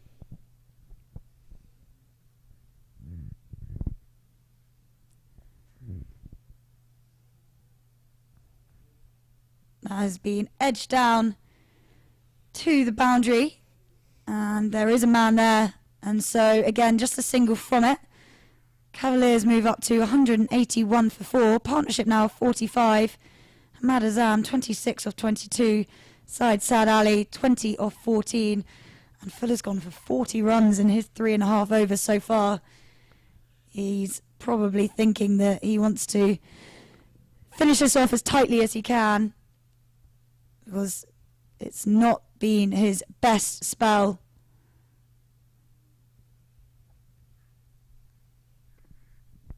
And just a single again from his 4th delivery. So he is now 41 runs off his 3.4 overs. Sasha, I was just thinking the amount of walking the square leg umpire does when they have a left hand and a right hand combination, because it's a long walk, as we can see, for the square leg umpire, and he must be putting on some miles over there as Fuller comes in to bowl to Ali. Oh, and that's a lovely shot. Played onto the offside, but a man out in the deep prevents it from going for a boundary, and just another single. So this is good from Fuller. Only 6 off the over so far. And you can see the square leg umpire just doing his mileage as he runs across to the other side, as Ahmad Azam will be the man facing Fuller's final ball of his 4 overs. And here he comes, bounding in. And that has gone high in the air. And is there a man there? There is, and he's taken it. And Fuller has been expensive, but he's finally got the wicket that he so wanted. And I think it's Josh Cobb there on the boundary who takes a wonderful catch. And I'm sure the Clarion County Eagles will be over the moon with the wicket there. The partnership was building. It was 47. And Hamad Azan goes for 27 off 23 deliveries. Yeah, look at that shot. He swung at that one as hard as he could. The ball ballooned up, and a well-judged catch at the end, tumbling down and saying, yes, I got it. So that is the fall of the 5th wicket. 183 for 5, the Cavaliers, as the new batsman in is... we'll wait for a second. It's Aldane Thomas. So Fuller finishes his 4 overs, 1 wicket for 42 runs, and manages to get that wicket on the final delivery of his 4. And just watching that one more time, it's a lovely catch. Hard when it goes high into the lights with the white ball. It can sometimes get lost and sneak up on you rather quickly, but Cobb manages to hold on to that really nicely, and the wicket falls. So 183 for 5, 2 overs remaining, and Syed Saad Ali on strike now. Full toss to start the over.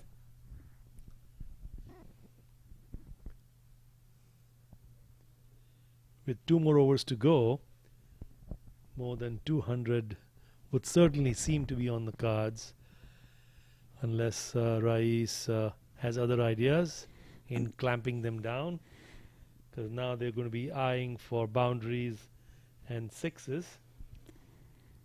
So Aldane Thomas, the new man, is facing Race, and he's managed to bottom edge that over his stumps past the keeper and down to the boundary, so manages to get a 4 there. And that's exactly not what the Eagles would have wanted. Here we go again.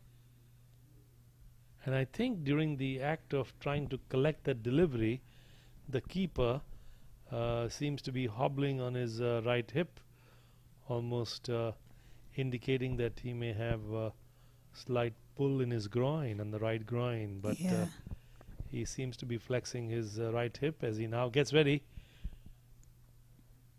And this time was driven straight to the fielder at point, and they amble across for an easy single. Yeah, William Perkins, the keeper for the Clarion County Eagles, you can see him still trying to stretch out a bit. There you go. Oh, that's a nice little lunge there. Hopefully nothing too serious.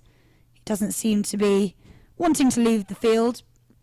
And there are only 1.5 overs left for him to stay there. And here comes Race.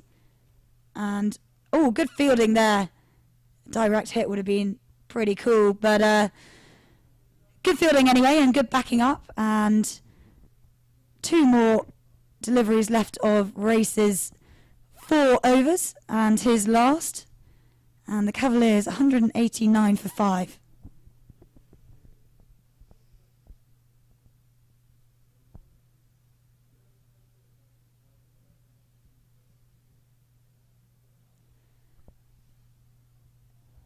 And Syed Saad Ali gets a hold of the ball. It goes high in the air and out to the leg side boundary, but didn't have a lot of power to it, so the fielders were easily picking it up, and I believe they got just a single from it.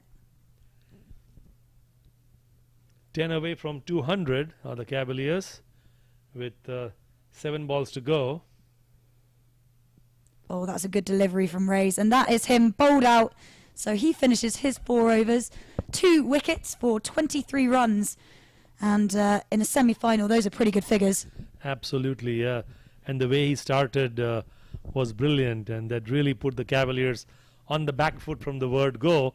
But to make this comeback and score 190 so far has been a brilliant effort on the part of Cavaliers, which is going to put a lot of pressure on the Eagles.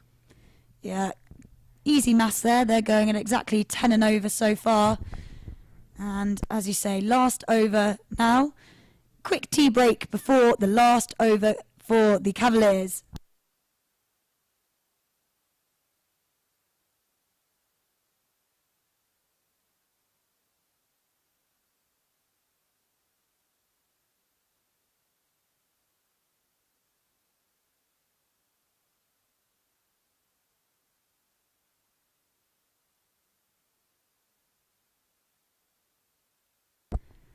So it's going to be Terence Hines to bowl the last over of the Eagles' bowling innings. He has gone for 41 runs off his 3 overs so far, but he has got a wicket. So I'm sure he'll want a couple more in that column in this next 6 balls if he can. I think it would be good for the Eagles if they could keep the Cavaliers under 200. Just psychologically, that will make a big difference for them. But we'll see how it goes. And here's Terence Hines for his first delivery, and that is swept nicely. Oh. And the 2 boundary fielders again just run past each other. They thought the other was going to stop it, and one of them really should, because that's been hit nicely back over Terence Hines' head.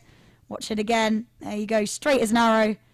And both fielders running round. One of them should have stopped it. They both ran past it and just let it go. Yes, that one was a bit comical almost. Yeah, comedy of errors, I'd say. Yes, who wants it, and nobody wanted it. No one wanted it. They trust each other too much. Right. And Terence Hines bowls well there. That was a filler ball, and all Ali could do was just nudge it down onto the offside for a single there. 4 deliveries left, 195 for 5. Aldane Thomas will be on strike. He is the new batsman at the crease. He's currently 1 off 2. So Terence Hines will definitely be wanting to bowl to him more than Saeed Saad Ali.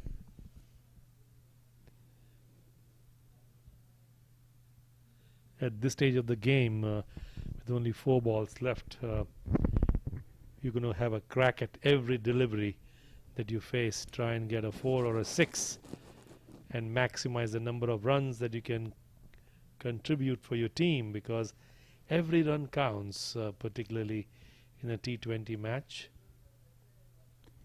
And here comes Hines, 3rd ball of his last over. And that's a good ball there. That was a well-delivered Yorker. And all he could do is just get his bat on the ball and prevent himself from getting bowled. So that was well done. And sometimes you just have to tip your hat to the bowler. And Yorkers are very difficult to play. Very difficult to bowl as well. I have spoken to Wasim Akram about it, who was master at bowling Yorkers. And Wasim Akram himself told me that one of the most difficult deliveries you can bowl is a Yorker. Well, especially at this time of night here at the Brow County Stadium, the pitch gets a little bit moist, and so the ball can sometimes slip out of your hands if it's a little bit damp. And if you're trying to do a Yorker and it slips out, that can be a full toss, which can go miles. Oh, and another good ball. That one's just gone past Saeed Saad Ali's bat over the stumps, and dot ball, which is highly valuable at this stage of the game. Here you go again. Yes, as you can see, there was a slower delivery, and he's using the towel to dry the ball, as the dew factor clearly playing a significant role at the moment, making it difficult for the bowlers to grasp the ball. And it's going to be even more interesting to see in the second innings, in the team batting second, as he comes in to bowl. And this time he hits it straight towards the side screen, and this time the 2 fielders have absolutely no confusion. It was picked up cleanly and thrown back to the keeper. The score moves to 198 for 5, with the last delivery coming up. Sasha, 200 quite likely. Yeah, I think Terence Hines has to do something great here to stop them from getting 200, but we've seen dot balls and singles so far in this over, so not impossible at all. But I'd imagine Saeed Saad Ali is going to have a big swing at this ball to finish off their innings. And you had mentioned about the psychological 200 mark, isn't it? That's important too. And there you go, big swing. There are men out there, as we've seen, so they are running back for 2. And it looks like they're going to finish on exactly 200. That's right. So 200 for 5 it is. The target will be 201 when the Eagles come out to bat. I think it's a great effort by the Cavaliers after they were on to a horrible start, I would say. and a tremendous recovery with 200 for 5, Sasha. So let's go through the batting card. Stephen Taylor out for 2. Chandrapal Hemraj, the main man, he batted exceptionally well. He got 75 runs off just 34 balls and bowled by Terence Hines and caught by Sunil Narine. Xavier Marshall, he was out for a golden duck. We've seen a few of those today. Milan Kumar, the man who batted really well with Hemraj, he got 40 off 33. Syed Saad Ali not out for 36. And Ahmad Azam, he was caught by Josh Cobb and bowled by James Fuller for 27. And Aldane Thomas, the man at the end, also not out for 2 runs. 18 extras though, that's a lot of extras. Yes, there's a lot of extras in that score of 200 for 5. As we look at the bowling figures, 6 bowlers employed. Rice, the pick of the bowlers, grabbing 2 wickets in his very first over, 2 for 23. Fuller, 1 for 42 on the expensive side. Sunil Narine, economical as ever, but went wicketless compared to the previous game where he was bowling superbly. Hines, 1 for 51. Royal, 1 for 32. And Nitish Kumar, the 1 over, conceding 14 runs. So there you have it, 200 for 5. The chase will be starting momentarily as Sasha and I will take a break, and we'll be back after the innings break.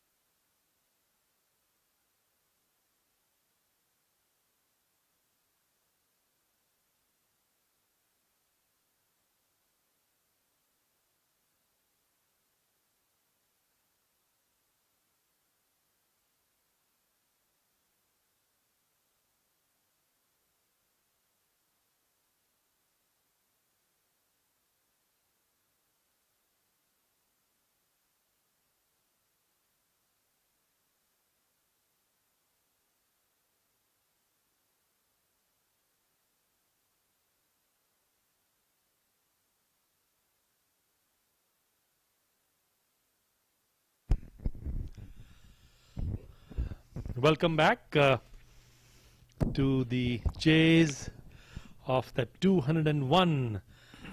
I'm pleased to welcome a dear friend and my fellow commentator, my brother Vinod Mamchan is here. Thanks a lot, Nilesh. And if they can get 201, we'll really see some, we would have seen some great cricket. It means that since, what's the time now? Now is about 9 o'clock. So since from 7 to around half 10, 11, we would have seen 400 runs.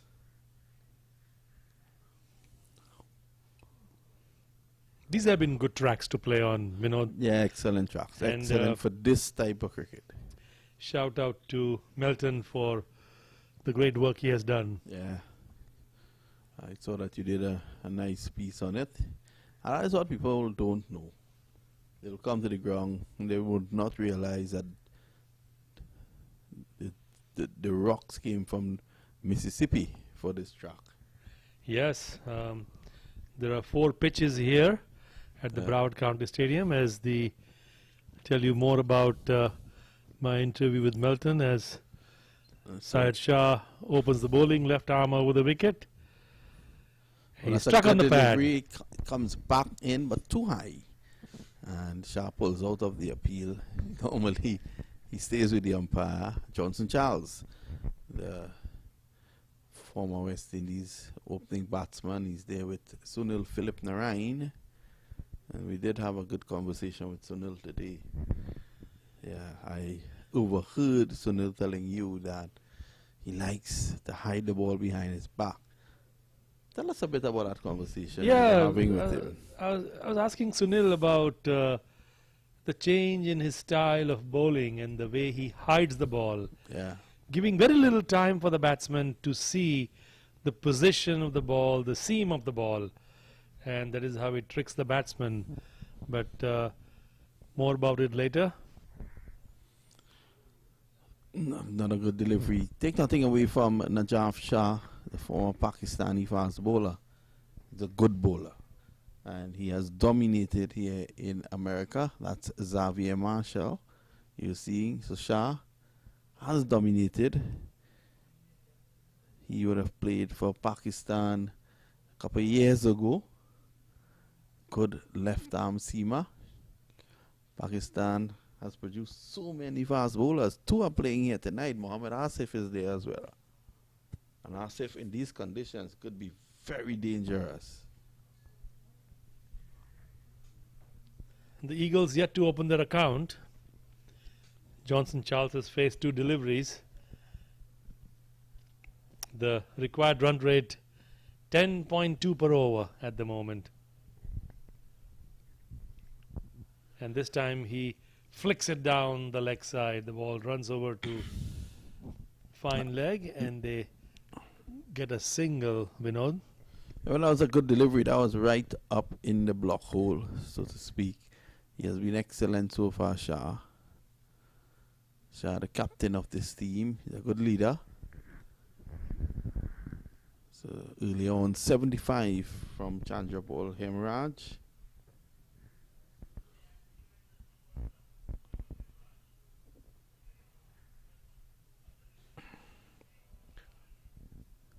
So it's going to be Sunil Narain to take up, to face Najaf Shah from this end. You know, as I was speaking to Sunil during that interview, he loves his batting. He loves his batting and he wants to deliver the goods as he delivered the goods during his bowling as he faces Shah. And a swing of the bat and a wide delivery. And we have seen Sunil Narayan play for the Kolkata Knight Riders and he's played some brilliant innings, particularly when he has opened the batting for the KKR.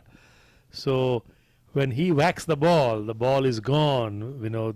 Yep.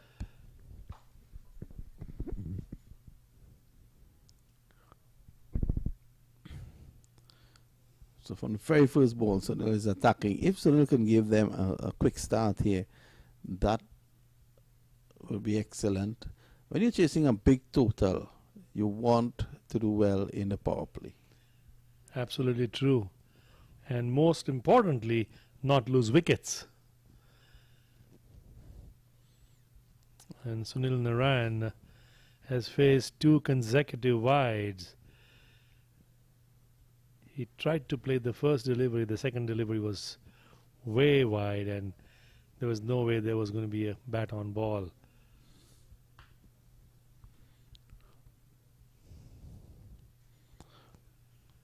Left-hander gives it a good thump.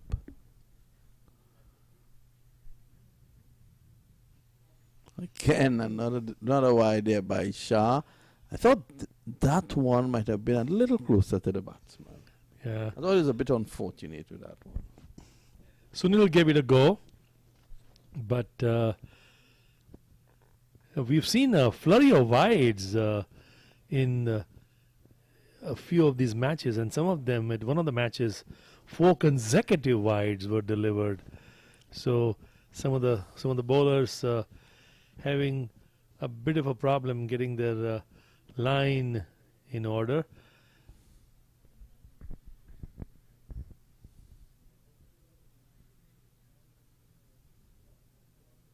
Well, that's a brilliant delivery there by Shah. Just a pitching and moving away. So a good comeback. Closer to Sunil Narayan. He was driving. Yes, Narayan completely missed it, wanting to play on the offside. There are 3 fielders inside the circle on the offside. He has all the space, and I remember you telling me about what Brian Lara told you. He does not look at the fielders, he looks at the gaps between the fielders as Shah comes into bowl to Narayan. And again he swings and misses. So Narayan, after those flurry of wides where he was attempting to swing, has not made any contact with any delivery so far, Vinod. Well, Shah is getting the ball to swing. It reminds me of a young man in Trinidad and Tobago. You know him well, Liam Mamchan. He's a natural swinger of the ball. Yes. He's taking in this broadcast at the moment. He's a good student of the game, and he would enjoy the bowling of Shah. In fact, earlier today, Najaf was asking me about him because they all know him. This is a driven away square down to backward point, no run. So they're just making 2 steps down the track. They are looking to disturb the offside field. Yes, Najaf Shah was asking about him and his progress. And then a couple of minutes after, I came up here, and then you asked me the same thing. Yes, he's a very level-headed kid, Yeah. Liam. He's got a wonderful brother and a wonderful mom. Yeah, I want to say good night to Nadine and Eden as well. And I think one of my cousin is there, and his wife, that's Rajiv and Yanisha. And their daughter, I think they're visiting for Diwali. A late Diwali? I didn't see them for Diwali, so probably that's why.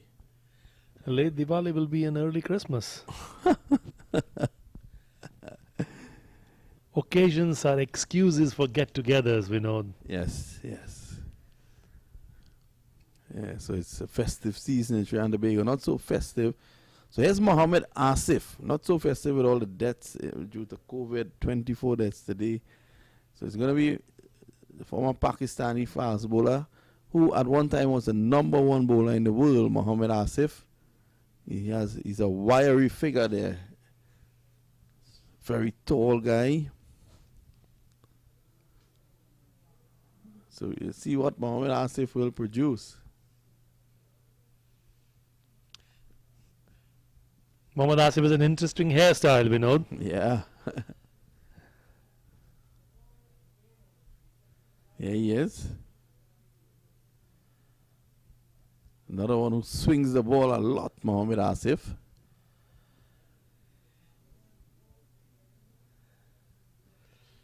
You can see that wrist position when he delivered that ball. And That is what brings that extra whip into the delivery.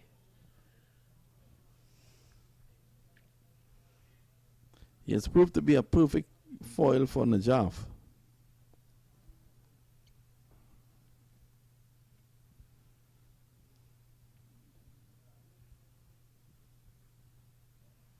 Struck down the ground for 4. That's a lovely shot there from Johnson Charles.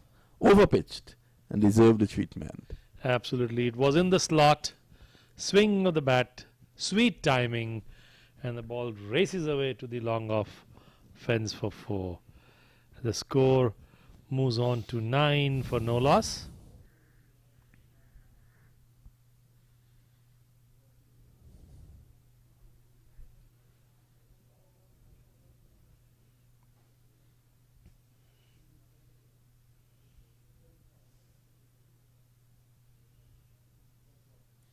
Here's Asif again. And this is cracked away, well fielded at cover. So Asif is pitching it up a bit too much at this point in time. I think he should pull it back a bit. Because, yes, you might want to get swing there, but Najaf Shah is in a position of short third man.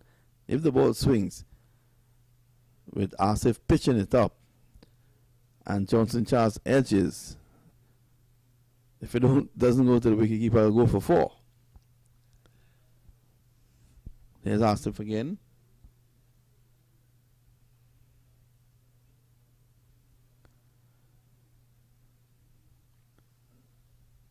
That's 1.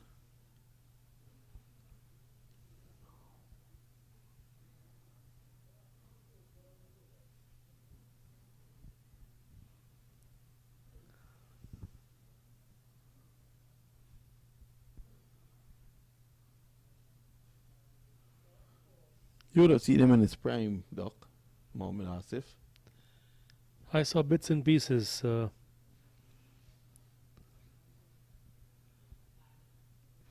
Sunil Narayan yet to open his account. Well, Sunil is going to attack Asif. Sunil plays one way and one way alone.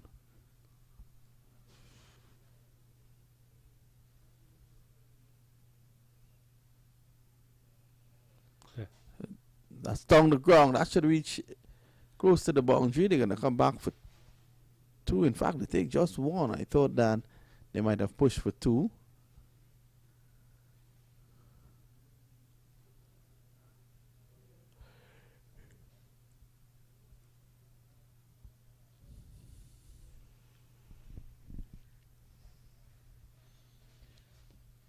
Sunil wants a replacement of his bat or some sort of help as he signals to the dugout. Johnson Charles on strike now, 10 for no loss. Importantly, no loss of a wicket.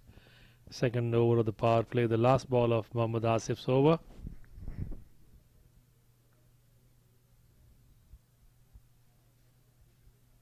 So it's the end of the over. That's a bad over, 7 runs. And we will take a Mad Hatter tea break.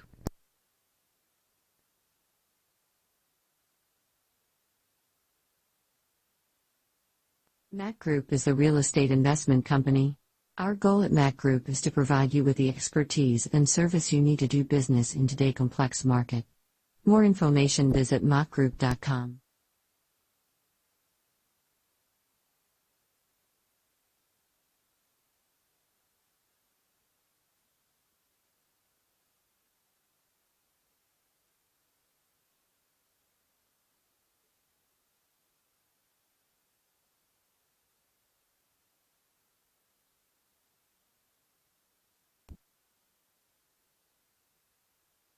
Najaf Shah from the northern end, tucked away by Narayan. That's a lovely shot down there. He's going to come back, I think, for 2.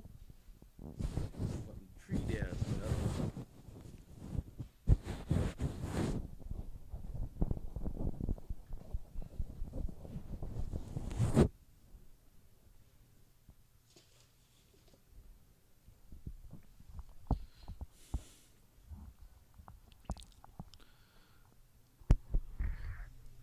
Charles and Narayan will want to get off the rapid start here. Remember the asking rate is around 10 and over.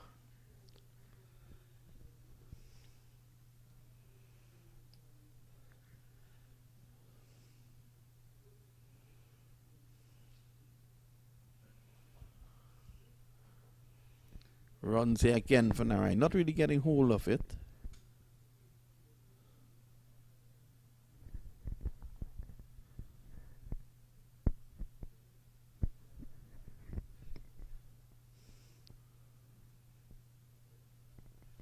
A change of bat for Johnson Charles as he makes his way back to the batting crease.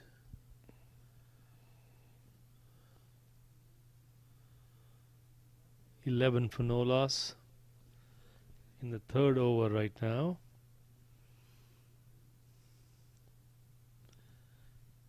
A slow and a steady start for the Eagles.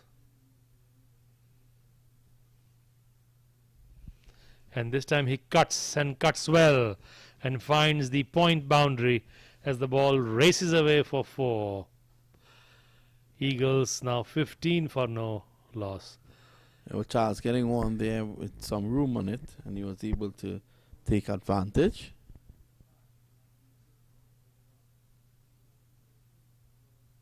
$200 for 5. Remember, that's the target. 201 is the target.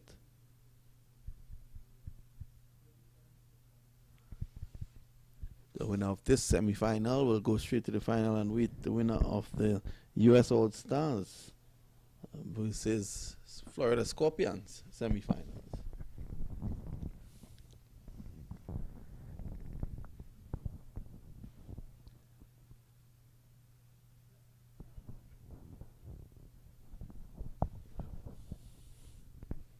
Not much footwork there from Charles, just driving. Najaf Shah has bowled well. We know with the bowlers of the quality of Sunil Narayan, who are basically bowling all-rounders, if you will, how much importance they give to their batting. Yeah, Sunil loves his batting. Yeah, I could speak for Sunil, and that is why I brought it up during the post-match presentation for the last game. He's a serious man with his batting. He normally shows up at the Kumar Rampat Cricket Academy, where he does a lot of batting there with Nicholas Puran. And Sunil Narayan, of course, going to be playing for the Kolkata Knight Riders in the IPL in 2022. Well, he has been there for quite a long while, and he continues to serve that franchise in India. Yeah, he and Brandon McCullum.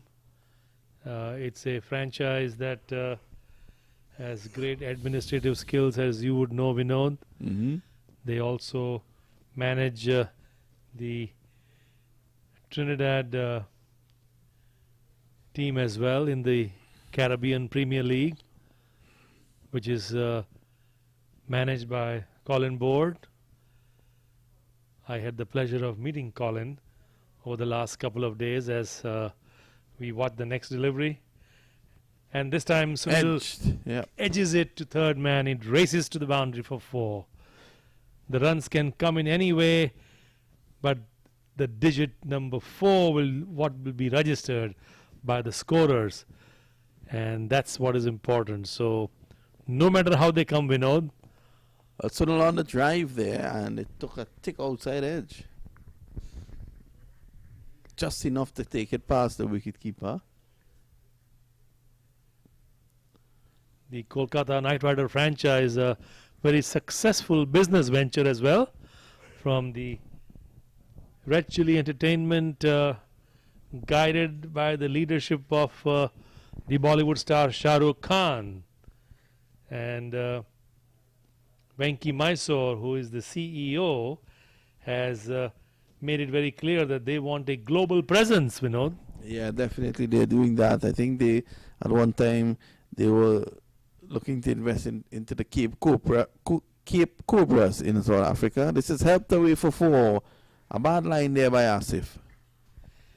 Yes, the score moves on to 22 for 4, 26 for no loss. I apologize, as this was tucked away towards backward of square, and the ball raced away to the fence for 4. Johnson Charles on 15 and Sunil Narayan on 8. We're talking about the Knight Riders franchise for which Sunil Narayan plays, and unfortunately we know, as you know, the South African franchise did not really take off, but when the Major League Cricket in the United States is being planned, we'll talk about it after this one. Well, he's out like before, and Asif strikes that one. I thought though it was heading down the leg side. We'll watch the replay in a moment. That delivery seemed to be angling in to Johnson, and I think it was probably going to hit the leg stump. Yeah, well, struck on the back leg. So that's the first breakthrough, and the Clarion Eagles 26 for 1. Let's take a Mad Hatters tea break.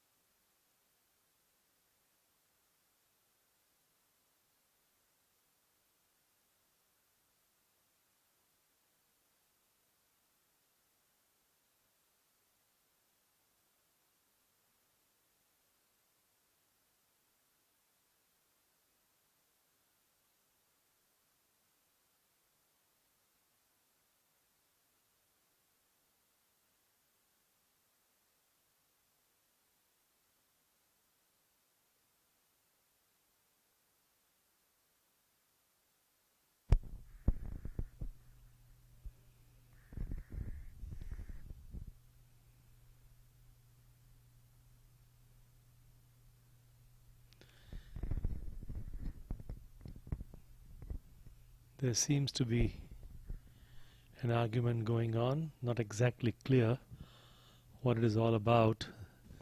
The new batsman in is Aaron Lilly.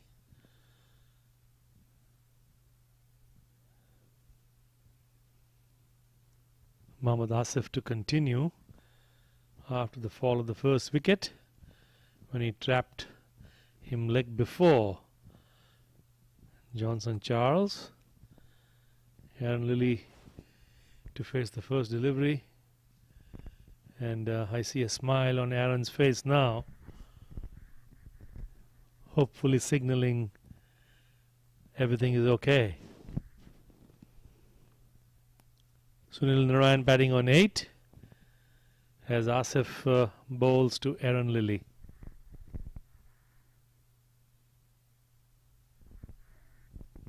And it's an appeal for caught behind. That seemed to be a slower delivery from Mohammad Asif, beating the outstretched bat of Aaron Lilly. He was trying to guide that ball to third man, it seemed, but completely missed the ball. So a good delivery from Asif, tricking the batsman Aaron Lilly. The current run rate is 7.4 and the required run rate is at 10.6 per over. The bowlers have been on target, other than a few wides, I thought, as Asif gets ready to bowl to Lilly. And a mistimed stroke that goes towards long on as they cross across for an easy single. And the Eagles are now at 27 for 1. Sunil Narayan on strike with 8, and Aaron Lilly just opened his account. Asif was successful in grabbing a wicket in this over.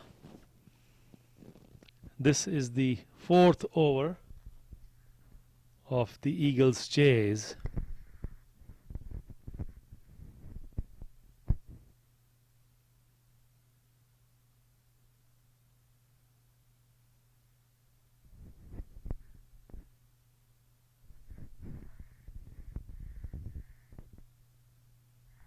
And this time he drives on the offside.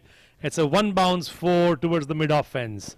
A lovely stroke from Sunil Narayan as he unleashes his stroke play here at the Broward County Cricket Stadium, as Sunil Narayan now goes up to 12 with 8 deliveries.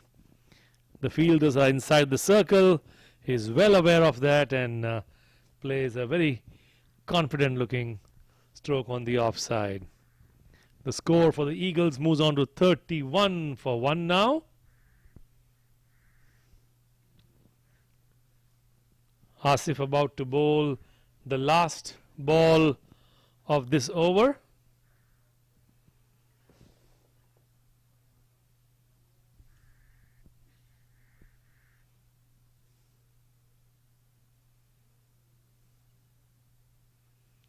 And this time Sunil Narayan goes on the onside and flicks it away beautifully off his pads for a superb 6 as Narayan moves on to 18, Vinod. Well, that was excellent timing on that occasion there by Narayan. Oh, what a shot.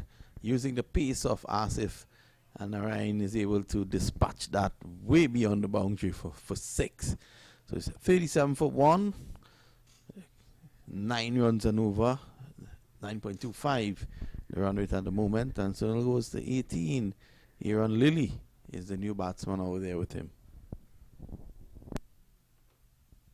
13th US Open Cricket 2021 Fantasy Sports.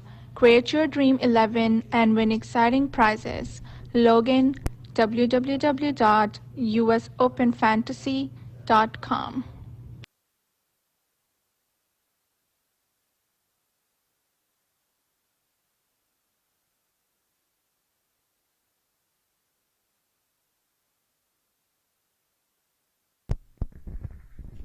Well, the beginning of the 5th over with Ali Imran Pasha, the bowler now. Aaron Lilly to face him.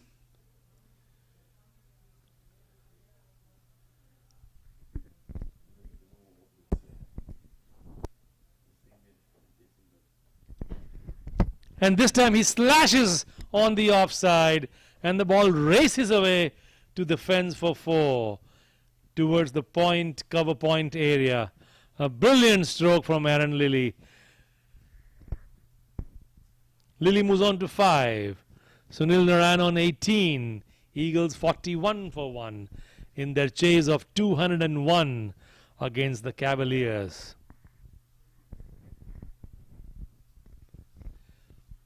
$160 needed of 95 balls is the current equation. 1 wicket gone.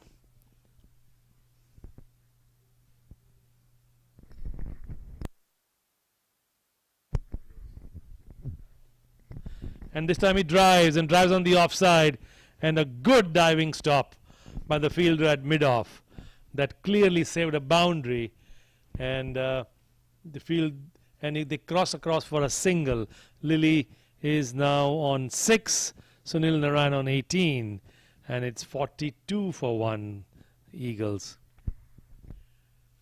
This is the 5th over of the match. For the Eagles chase. Sunil Narayan has displayed some amazing strokes, both on the on and the offside. And this time the ball drifting down the leg side, called a wide. Sunil tried to whack it away on the offside, but was not able to connect. There have been a barrage of wides in several of these matches, sometimes 2, 3, and on one occasion 4 in a row. The dew factor clearly is a factor that is contributing to that, sometimes with the gripping of the ball, which can become quite an arduous task. And what a lovely stroke. What a lovely stroke from Sunil Narayan as he hits that ball over the long off fence and that was a great shot for 4 runs. Sunil Narayan is in his element, and if he continues in this form, I think we are in for a treat, Vinod. We did speak to him about his batting during his man of the match performance in the last game, and he did say that he would really like to get some runs here. He's doing that now, and he's enjoying the bowling of Imran Pasha. He needs to keep going here at the moment, Sunil. Let's see what Pasha, who's a very good bowler. Nice approach to the wicket. He's in now on bowls. Narayan jams down, and it's down to long off. There was a well-directed delivery by Pasha, and not much Sunil could do, as he just could dig it out towards mid-off for them to walk across for a single. Sunil Narayan on 23, Lily on 6, Eagles 48 for 1.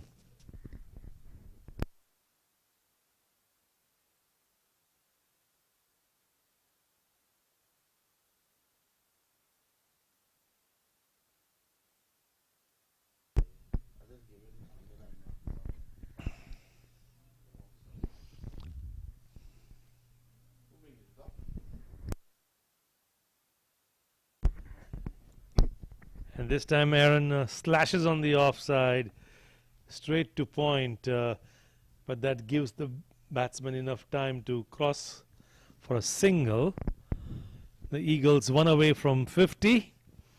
Sunil Narayan has 23 of those 49 for his team. If Sunil Narayan continues in this current form of stroke play, that will be worth watching for all watching on this broadcast.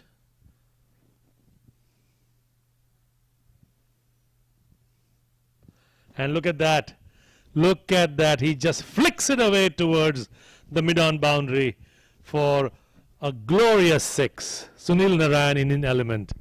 As you see on the replay, the timing was perfect as he hoisted that one over the fence for 6. Sunil Narayan moves on to 29 of 12 deliveries, and the Eagles are at 55 for 1.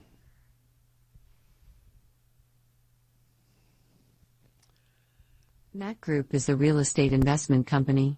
Our goal at MAQ Group is to provide you with the expertise and service you need to do business in today's complex market. More information, visit MAQgroup.com.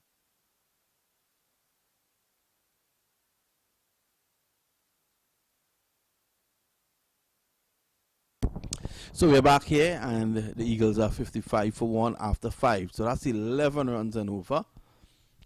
Narayan is on 29 of 12. The last over, all of 18 runs coming.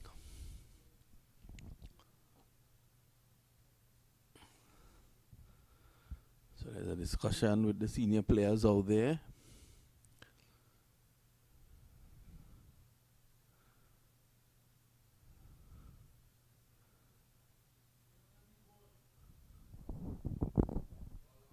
So they are waiting on a new ball. Ball seems to have been lost. Asif and Shah having a discussion.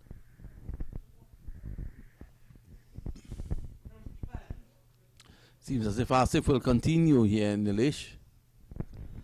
Yeah, there is some discussion about Asif is there, and both the umpires in a conference as well, looking towards the commentary box. Yeah, I think they're waiting for a new ball.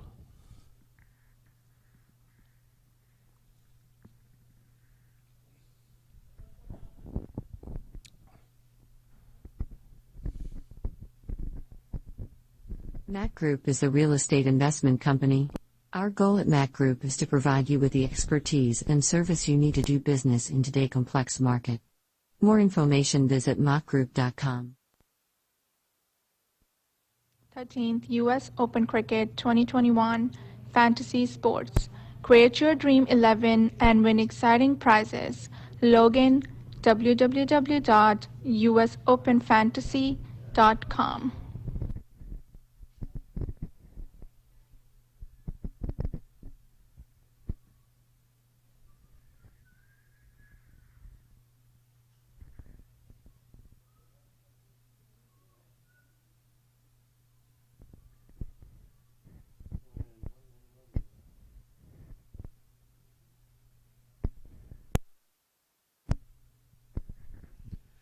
A change of gloves, perhaps, Vinod. Yeah, there was also a change of ball. Asif looking at the new ball there that was presented to him. Sometimes the ball gets discolored, especially in the night with the dew, and then rolling, hitting the turf and then rolling away on the outfield. There are some bare areas.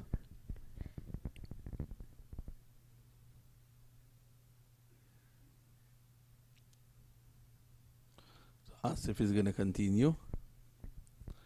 Yeah, he is.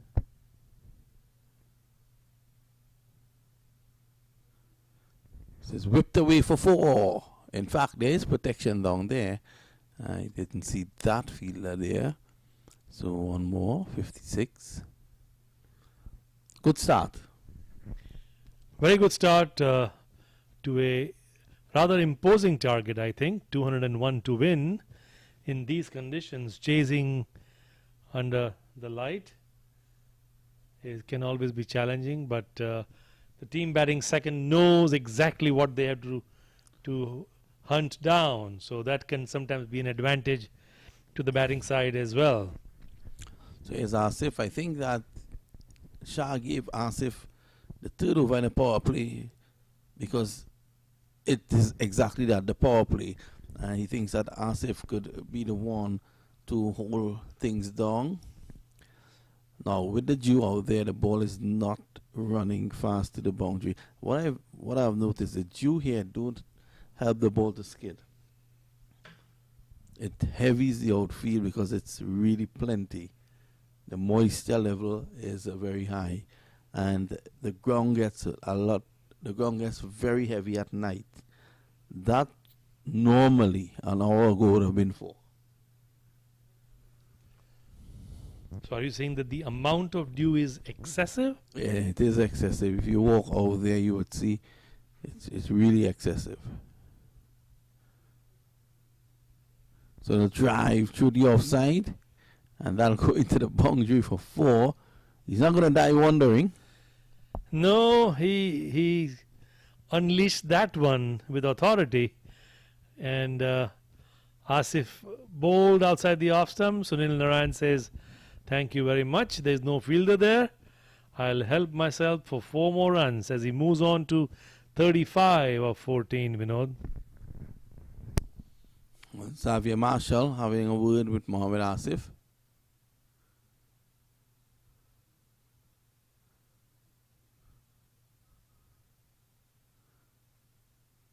Asif reminds me of the former Australian fast bowler Bruce Reid. Very wiry, but Reid was left-handed.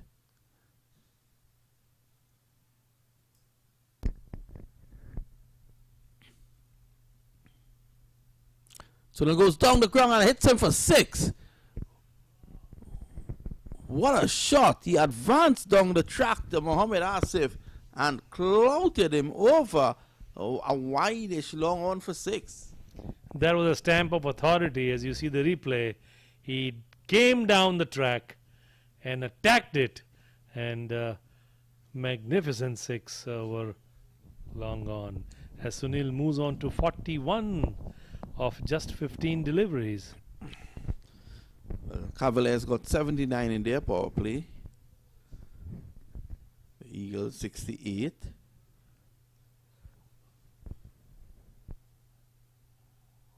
So the drives, the bat turns in his hands. He could be in trouble here, and it just eludes the fielder. They're going to go back for 2. Yes, for Sunil, he didn't do much with the ball in this innings, didn't take any wickets, but he has made more than that amends in terms of his batting abilities. He has already put up 43. In the first match of the day when Sunil played, he was with his golden arm when he took 3 wickets.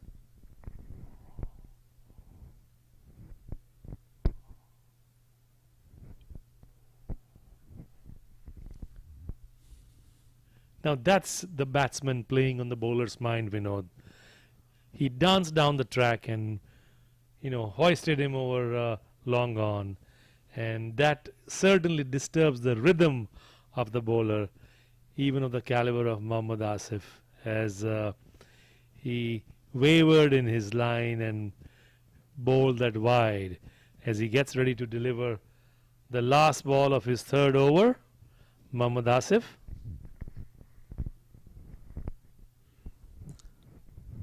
He has gone for 37, and you can add some more to that. 38 off his 4. So Narayan is really enjoying his batting out there. He's 44 from 17. After 6 overs, it's 72 for 1, the Eagles. Remember, they're chasing 201. 13th US Open Cricket 2021 Fantasy Sports.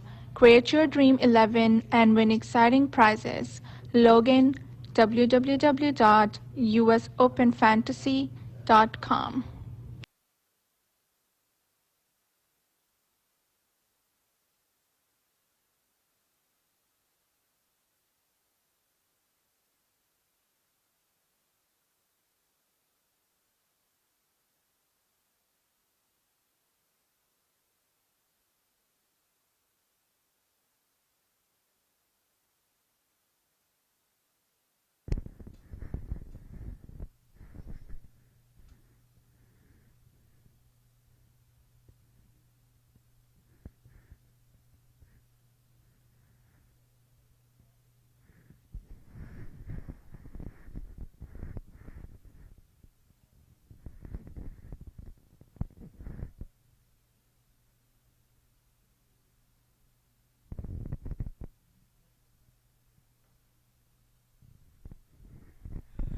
Look at that stroke.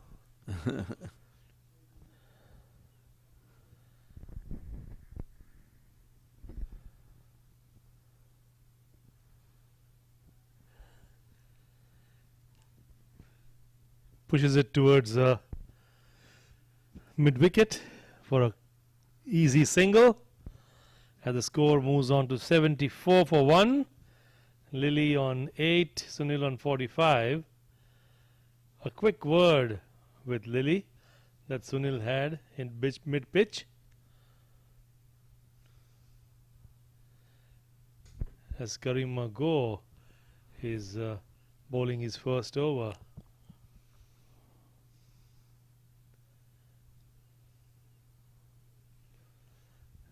Bowling that faster delivery. Yep. He drives that down, so it's not evident if he will get turned just yet. Early days.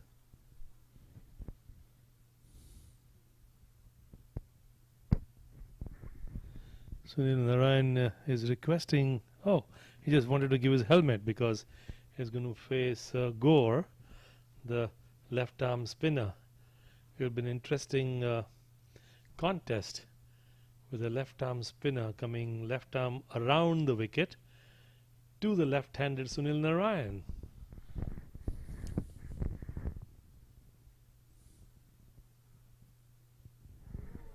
And look at that stroke. He's saying, bowl it on my leg stump and I have all day to pull it towards mid-wicket for a 6 as Sunil Narayan reaches his 50 in only 19 balls. Look at the replay, Vinod.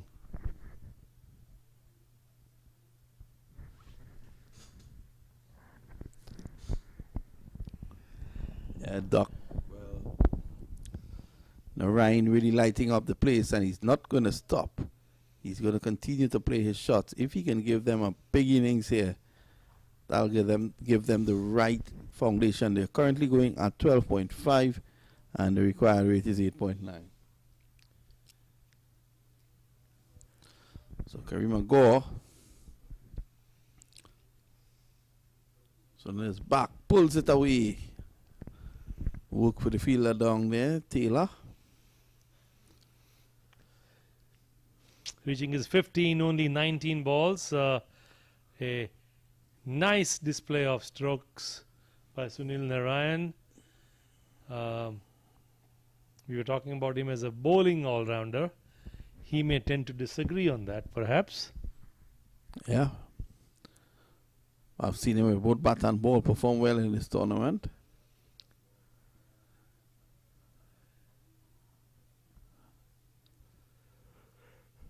All-rounders are described as a bowler who can bat a bit or a batter who can bowl a bit.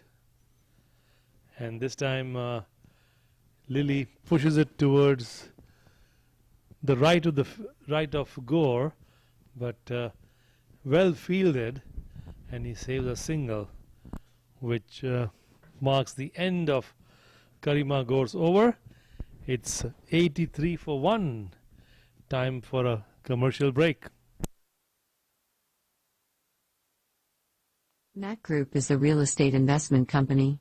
Our goal at MAQ Group is to provide you with the expertise and service you need to do business in today's complex market. More information, visit maqgroup.com.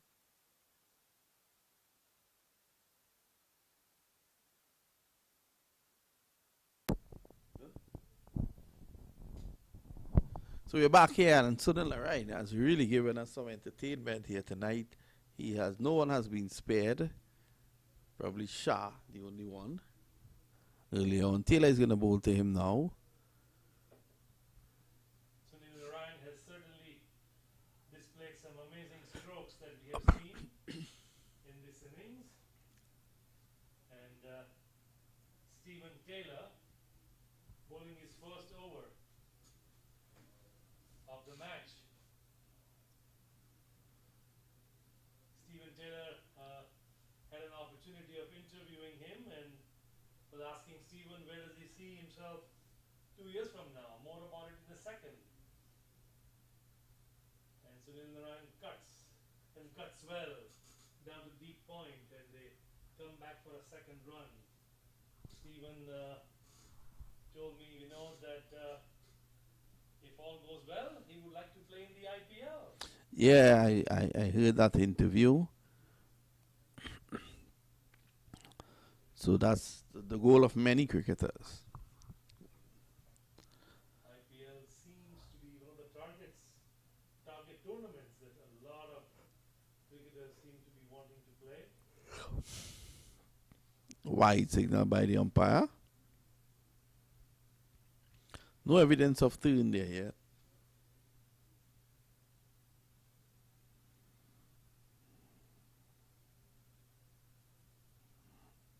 Stephen knew that Sunil was going to go on the wide offside. And this side, he just pushes it towards mid-off. And no run. Taylor bowling around the wicket to the left-hander. And this time he just pushes it gently towards the point, and they walk across for an easy single. Well, he's showing there that he also has finesse. Absolutely. In addition to the brute force, he has an array of shots. And he moves on to 55 now, really holding him quite well with 9 of 9 deliveries. And the partnership, has grown to 60 between Lily and Sunil Narayan. Yeah, Lily's contribution being 9. And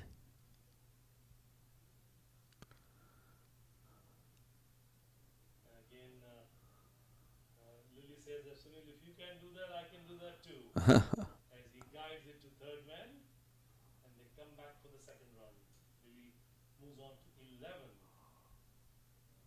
And Sunil Narayan 55 as the Eagles are 88 for 1.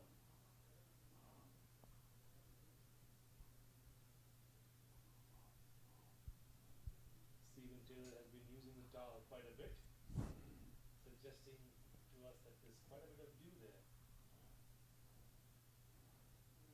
And this time he's going straight to the fielder, and he just crossed the line. That's 6 runs. He crossed the line when he caught the ball, so it's 6 runs. Had he had the presence of mind to just come back in and pull the ball back up in the air, it could have it out. But as we see the replay, he caught the ball and the momentum of the catch carried him just past the boundary, which will be 6 runs. But good effort on that time. And this time he hits it all along the ground towards long off for a single. Sunil Narayan 55, Lily on 18, Eagles 95 for 1. That is the end of the over from Stephen Taylor. And we will take a commercial break. 95.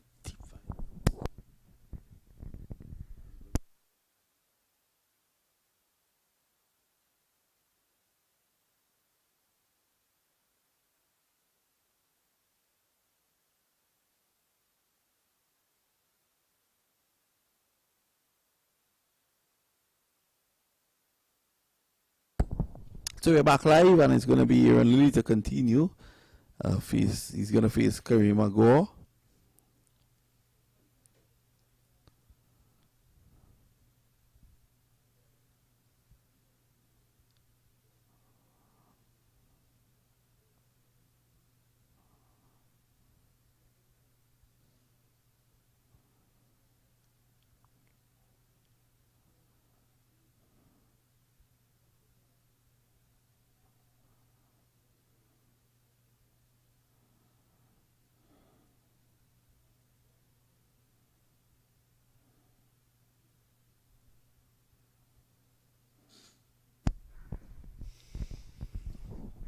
Right, so we're back here. It's going to be Kareem Agor to Narayan. That's a wide, and he allows it to go by. So they take a single. Oh! A dreadful mix-up on that occasion, and Lily seems to be the man leaving the arena. Sunil came back rushing for the second run. Lily was completely oblivious to the second run attempt that Sunil wanted, and both the batsmen stranded at one end. One of the most unfortunate scenes that you would want to see for a batsman who is run out, as Lily is out for 19. As you can see in the replay, they go for one, the ball is gathered and thrown back, and Sunil ran towards the non-strikers and towards the batting end, and complete mix-up that results in a run out, as Jonathan Fu now comes into bat to join Sunil Narayan. There was an unfortunate dismissal. Eagles 98 for 2. Kareem Agor bowling his second over. 103 to win of 71 deliveries. That's very possible.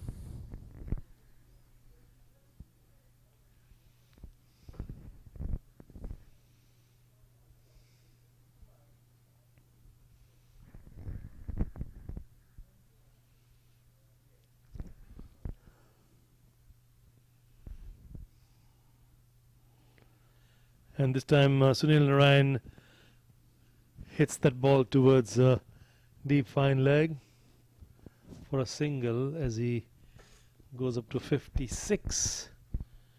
Jonathan Fu will play the first delivery. Jonathan has number 200 on his jersey. Sunil Narayan has the number 74 on his jersey.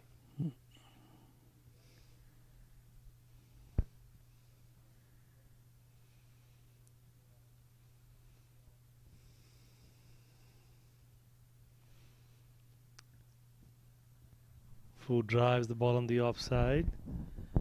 No run results. So Fu is one of those batsmen who can really turn it on as well. So he has been promoted up the order.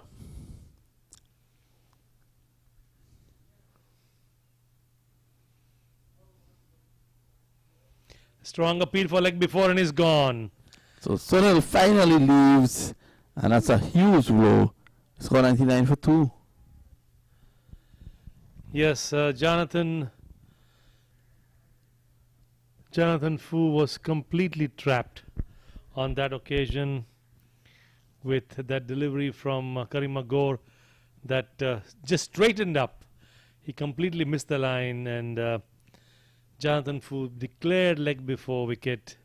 He's out for a duck, and the Eagles are 99 for 3, and Karim Agor grabs his first wicket of the innings. Sunil Narayan still continuing his innings with a well-struck 56. You see the replay here. The ball just straightens up, and up goes the finger, declaring him leg before.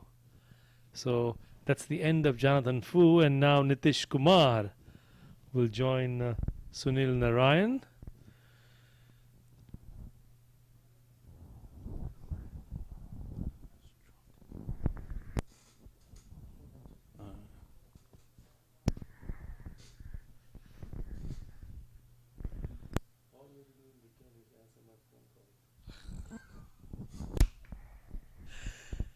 I just had a little joke with my co-commentator, Professor Mamchen. Vinod Mamchen, of course, known all over the West Indies for his commentary and all the fine cricket work he has been doing for so many years. Vinod, of course, known very well in the islands of Trinidad and Tobago particularly, an island that has produced so many great cricketers, and one of them on your screen right now is Sunil Narayan, who comes from Trinidad. Nitish Kumar getting ready to face Karim Agor now, 99 for 3. And Nitish Kumar drives and he cuts. Nice looking stroke, but straight to the fielder. Sometimes when you play those good looking strokes, if they go straight to the fielder, you don't get any benefit, you don't get a run, but it helps build the confidence of the batsman when you connect the ball with authority. Karim Agor comes in, and this time he again makes room for himself and cuts towards the offside, but is unable to penetrate the gap on the offside. That is the end of the second over by Karim Agor. He has 1 for 14 of 2 overs, as the Eagles are 1 short of 100. 99 for 3, Nitish Kumar on 0, and Sunil Narayan on 56. It's a good time now to probably take a Mad Hatters tea break. We'll be right back.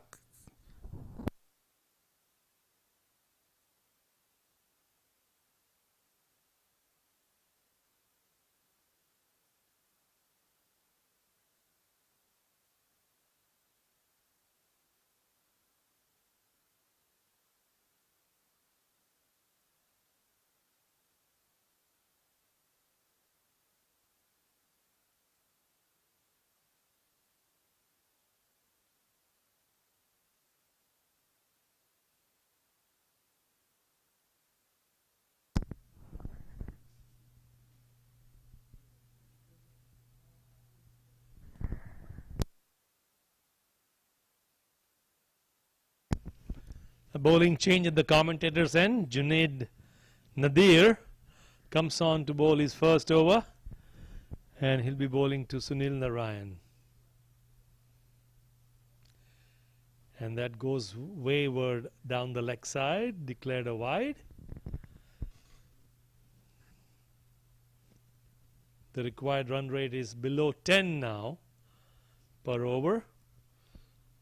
100 for 3, 9 overs gone, as Junaid Nadir gets ready.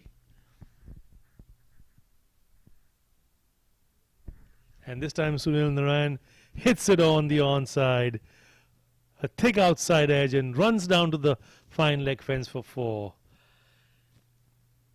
Sunil Narayan is really connecting well today, and the runs are coming quite easily for Sunil.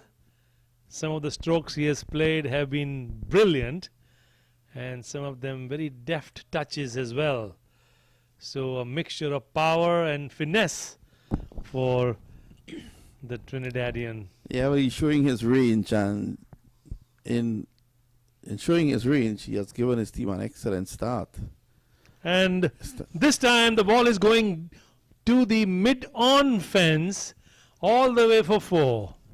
And there were two fielders converging on that stroke, and it went between those two and went all the way for 4. You can see on the replay here, two fielders converging, one bounce 4, and there was a good attempt made to keep the ball inside the ropes, but unsuccessful, as Sunil Narayan now batting on 64.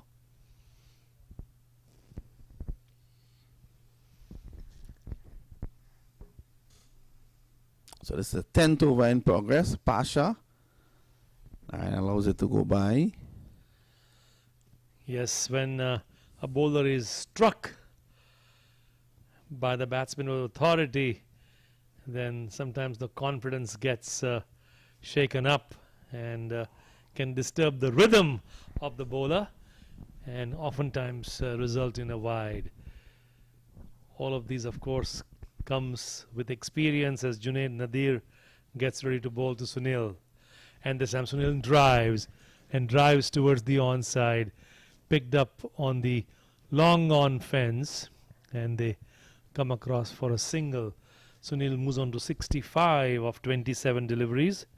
Nitish Kumar yet to open his account, and the Eagles are 110 for 3, going for a target of 201 to win this semi-finals and then reach the finals, which will be played tomorrow.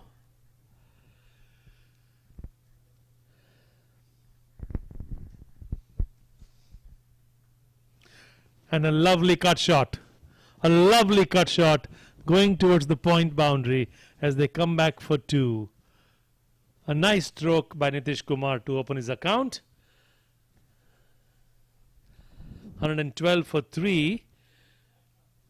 Sunil Narayan 65, and Nitish Kumar opened his account with 2. At the rate at which the Eagles are going, as long as they keep the wickets intact, it should be a good contest. And this time Nitish drives and drives well on the offside. The ball is picked up and they come across for a single. Nitish moves on to 3, and Sunil Narayan batting on 65.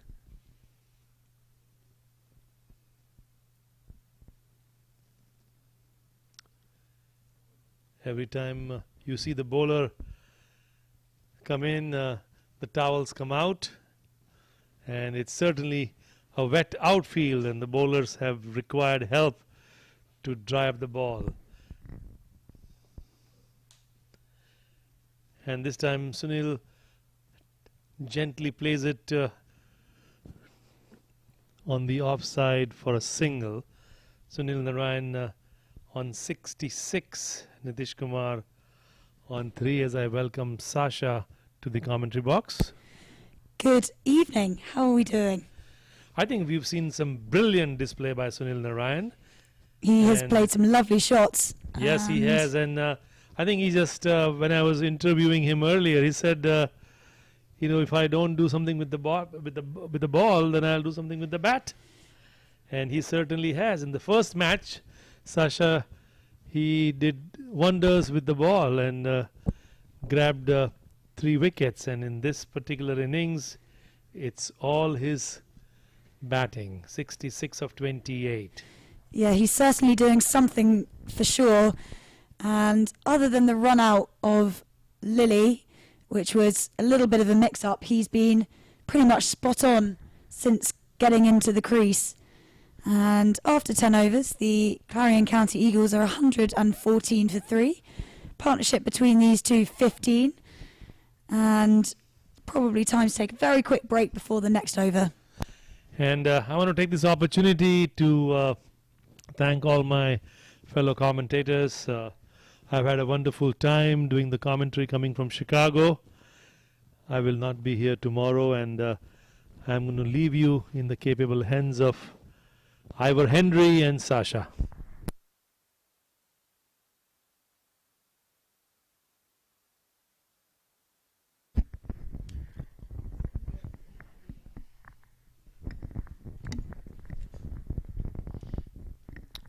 One more time for the day, Sash, and we are going to be doing the anchoring here with this very, very interesting match. It's evenly poised at this time. Sun and Orion is still there. This time in the batting position. We want to welcome all viewers to the MAQ TV, and we are winding down day number 7. Indeed, and Stephen Taylor, expensive off his first over. I believe it was 13 runs from it. But he comes back into the attack now for his second over. And that looks like it's crashed through the inner ring fielders, and that has gone down to the boundary for 4. So Nitish Kumar joining Narayan with a few boundaries there for his name. Yes, Stephen Taylor, he's not been having a particularly good match. He was out-caught by Johnson Charles in the slip region of the second delivery of the match. He's been gone, that's a long time, for 2. And then we would have seen the it was not a hat-trick ball. We would have seen the very next delivery. Bowled. But here it is now, in the run chase, trying to get to 201 for victory. 119 for the loss of some 3 wickets. Jonathan Fool, last man out for a duck. Oh, they're going to be overthrows. Yes, indeed. That ball cannoned after hitting the sticks. Yeah, that's good running from this pair. They saw the opportunity when the ball went bounding off from the stumps. As you can see here, hitting the stumps, and no one was there to collect it afterwards. And Kumar and Narayan took full advantage of that just to get the single. Every run counts in the chase here, so even a single is going to be hugely important for the Eagles.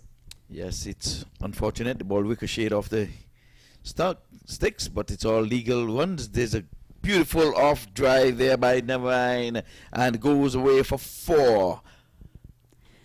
I don't want to get ahead of myself here, but we still haven't seen 100 from any one batsman, and it might be the commentator's curse, and I do hope not.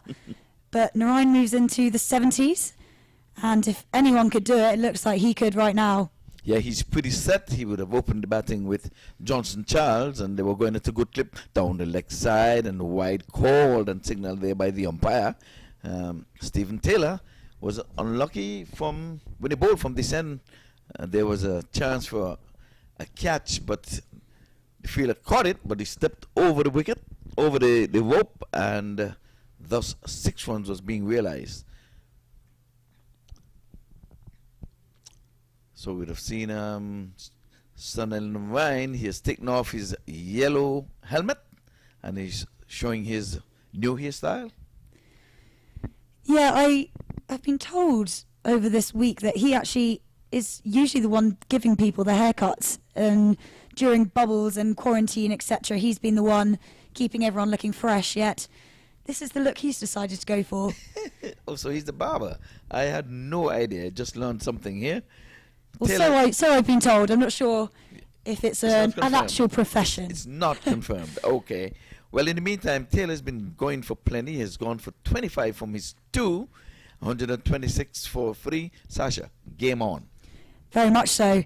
The Clarion County Eagles are above the required run rate. Here you go, 75 runs to win off 54 balls. And that's very doable at this stage, especially with the likes of Narayan still in. He's 72 off 31. Nitish Kumar also going nicely. He's 8 off 7, so over 100 strike rate there.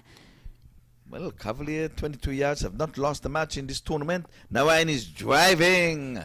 Square of the wicket on the offside, and he gets another boundary. He picked a good spot. He would have passed the man up in the circle, and away she goes.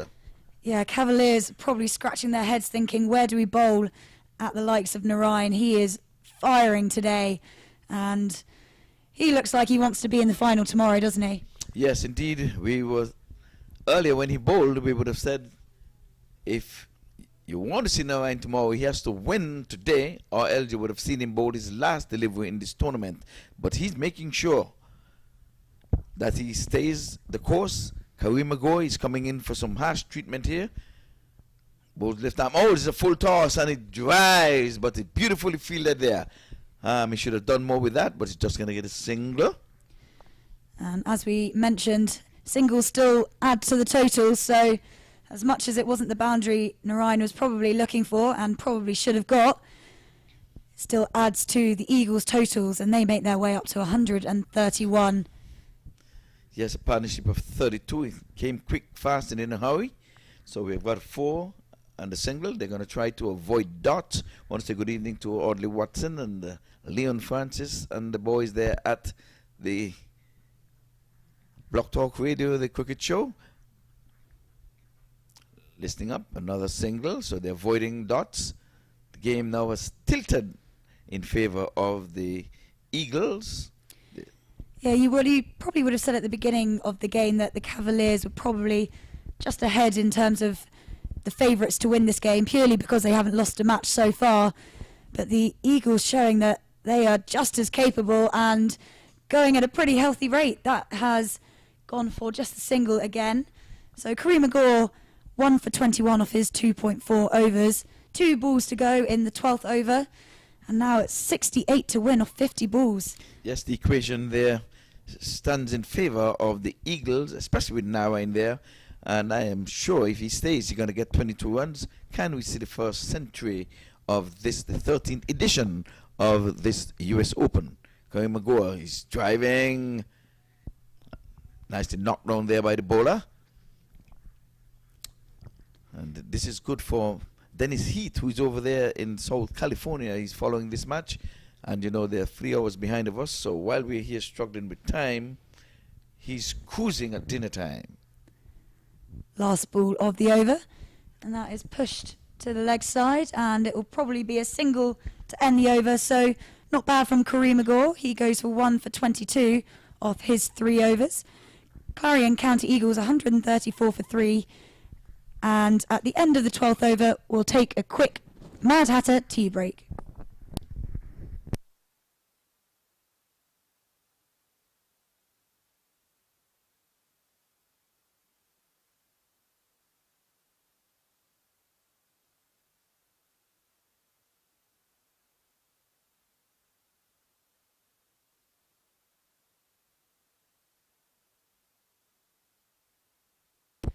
So at the beginning of day 7, we saw the Cavaliers on 8 points in Group 1, and the Clarion County Eagles only started with 2 at the beginning of the day. They played earlier and won, so that took them up to 4 points. So they were level on points with the Samp Army, Punjab Blues, and also obviously the Clarion County Eagles. But net run rate meant that it was the Eagles who go through to the semi-final, and here they are. And looking on track to potentially make the final. So who would have guessed it? Well, cricket is anyone's game in a 2020 over match, and you never say no. And with Narayan, with all of his experience, he's been opening the batting for quite some time in 2020 cricket. He's just not there as a pinch hitter. He puts a price on his wicket, and he plays with pride. Now he's back with the helmet because the faster bowlers are in. So, Pasha. And that's a swing and a miss. Good ball from Pasha there. It was a Yorker length, and not much that Nitish Kumar could do about that. Yes, 67 to get from 47. A partnership of some 35 for now, 134 for 3. So, Kumar is on 10. He's not wasted too much time, 10 from 11. And Narayan 78 from 34. That's a healthy clip there. Yeah, I believe we have a top score so far of 84. So Narayan just 6 to get in order to join that one. And I'm sure he'll be looking to go above. And that is a lovely scoop shot there. Coming down to fine leg for 4. Yes, indeed. So it was calculated and moved right across his stump and just scooped it where the fine leg would have been. There was none, so he was always safe. Yes, he took it from fifth stump outside the off stump and came right down. The cameraman there was in a bit of danger, but 4 to the total, 138 for 3. Yeah, Kumar faced 12 deliveries so far, but he was moving his feet nicely there. And you always say when a batsman's moving his feet, you know that he's feeling a little bit confident out there. And you can tell by that shot that Nitish Kumar is not going to die trying. He is here for the win, as is Sunil Narain, 78 off 34. But it'll be Kumar facing Ali Imran Pasha's third delivery of his second over. Oh, and this time he bangs this one into the turf. Didn't get up as nicely as the batter would have liked, but he swiveled and pulled it down to the deep backward square leg for a single. I have to give the curator and the ground staff real thumbs up here. This pitch has lasted for the entire day. I think he was a bit underprepared. They didn't get to do as much as they wanted. This morning was a real hiccup in which we would have only realized 10 overs for the first game. But nonetheless, we're still here on the lights a little later than usual because of the late start to the proceedings today. But tomorrow is just going to be 2 games, semi-finals and then the finals. Now, tomorrow would be the US All-Star. They come up against the Florida Scorpions. And the winner of that match would meet the winner of this match for the finals. Here comes Pasha, bounding in. And Sunil Narain has hit it up in the air and he is out. Sunil Narain, danger man for the Eagles, who was going on at such a great pace. He is the latest victim to fall to the Cavaliers, and he is out for 78 runs off 34 deliveries. Yes, that's the wicket that they needed, and it was a full toss. He tried to get it up and over, but can do no more than find the guy at the wide long on area. So here it comes on replay. Bounds in, full toss, dragged from outside the off stump. Didn't get the elevation that he wanted, and it was an easy catch as the guy ran in from the long leg. But Narain would have played his part with the bat and with ball. He would have already got 2 player of the match in this tournament. So I know he's going to be in with the reckoning. And early in the day, we would have seen some lofty blows from Rakeem Cornwall. He got a good 62 from some 18 deliveries with some 9 sixes and a boundary in that. And they keep showing this one as Narain disappointed. Soft dismissal in the end. But it is not easy playing games back to back. They would have played a game, won, and because of net rate, they got into this semi-finals. But the interesting thing is that they won the toss and inserted Cavaliers 22 yards to bat. So they thought they had enough in the tank to bowl twice on the trot, and they were able to bowl and got the Cavaliers to 200. And in my mind, they're still on pace to win this match. It's only 4 wickets down, a required run rate of only 8.4. They're going currently at 11. So it's for these 2 batters now to carry on and to anchor the ship. Here comes Pasha, the wicket taker. He is bowling at Nitish Kumar, who just pulls that over onto the leg side, and I believe they'll just get the single from it. So that brings Josh Cobb, the new man, into the middle onto strike. And 1 more ball left in the 13th over. Yes, the dew has setting, so the towels are out and have to do the wiping of ball as often as the ball would have touched the grass. So I think that was one of the reasons why they were sent in that they would have the difficulty of keeping that ball dry. But nonetheless, 140 is on the board for 4 wickets. Sunil Narain, last man out for 78, so he did not top score. Didn't top score, didn't get the 100. Tournament. No, and didn't get the 80. What the top score was? 84. 84. So he fell short, but he would have played his part. Good knock, fine knock by Sunil Narain. So in comes Pasha, last ball of his second over, last ball of 13th over. Josh Cobb facing, and he didn't see that one at all. And they will get the single from it, which is the important part. But Pasha finishes his second over, 1 wicket for 25, and now 60 runs to win off 42 balls. Yeah, it's been a bit expensive going for 14 and over, but he got the very important wicket of Chandapal. And with that, 13th US Open Cricket 2021 Fantasy Sports. Create your Dream 11 and win exciting prizes. Log in www.usopenfantasy.com.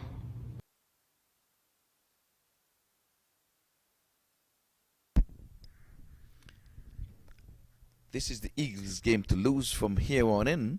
I know the partnership is only 2, but Kumar seems pretty set at this time on 16 from 14. Cobbs has not wasted any time. He has got off the mark from his first delivery. But the medium paces are on.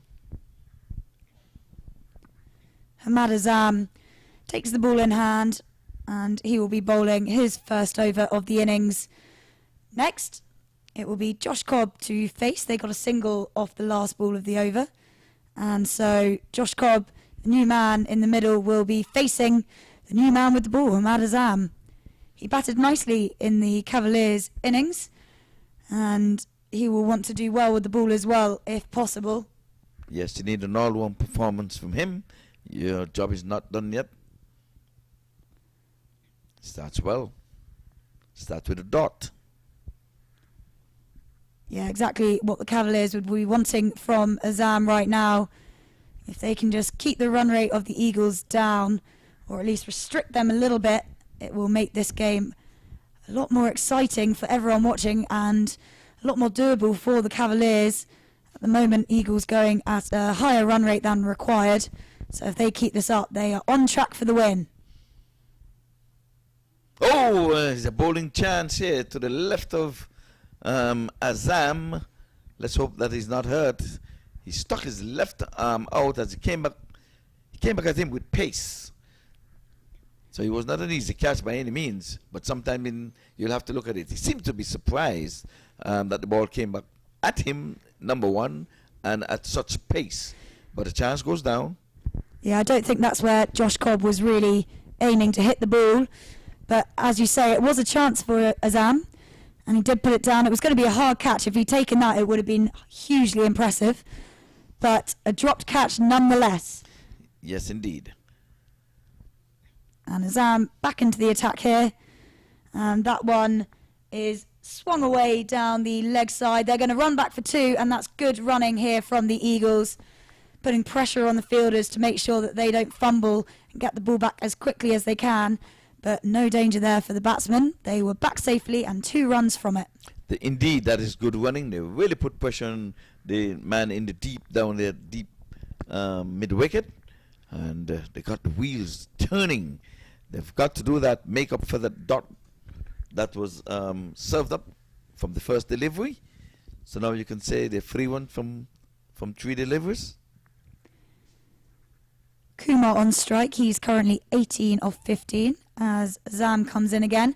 And that has gone deep down onto the leg side, but there is a man there who did the fielding in the previous delivery as well. And so just a single from it. It was hit nicely by Kumar, but not sweetly enough to go flying over the boundary ropes, unfortunately for him. They went 1 bounce to the fielder, and this time they decided against the second. But the ball got there quick, fast, and in a hurry, to be honest with you, and a very accommodating bounce. So single from the last ball means that Josh Cobb will now be facing Azam. That's a good delivery from Azam, but Cobb pushes it straight back down past the bowler, and Stephen Taylor will be the man doing the fielding just behind the bowler. And again, just a single from it. So 5 off the over so far from Azam. That's a good over. The Cavaliers won't want to be going at more than that if possible. But as you say, around now, dot balls are elusive. We've already seen one in this over. Can we see another? Yes, well, the tournament started with 10 teams and they're down to 4. So one of these will be eliminated after the end of this inning outside the off stump. And again, good running.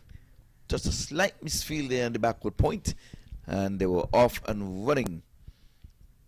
So required run rate 9. They're going at over 10 outside the off stump. Again, they're showing it on replay here. Ball just got behind him and they were off and running. So that good heads up.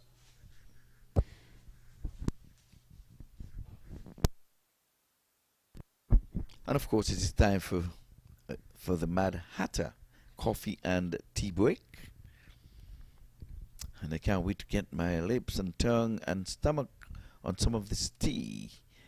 It's time for a cup of tea. We would have had Lenny in the combox, but he is going back to New York this evening, so we're going to miss him for the finals tomorrow. So Sash, you have a whole lot of work to do tomorrow. You'll handle it all by yourself. I know, I'm hoping my voice is going to last. It's been such an exciting week of cricket. I've got way too overexcited, and as I'm sure you all can hear, and I do apologise, my voice is slightly croakier than usual. But I am here. This one is up in the air, and it was, yeah, he's hammering this ball into the turf. Let's see if they're going to call one for over the shoulder. Yes, it is. Yes, it is. He pounded this one into the turf deliberately, but the batter was just trying to get some will on it. But he should be trying to pull that down over backward square leg. But I guess he was surprised of that tennis bounce. It was a tennis looping bounce. But again, I have to say, some good officiating we've seen here in this tournament.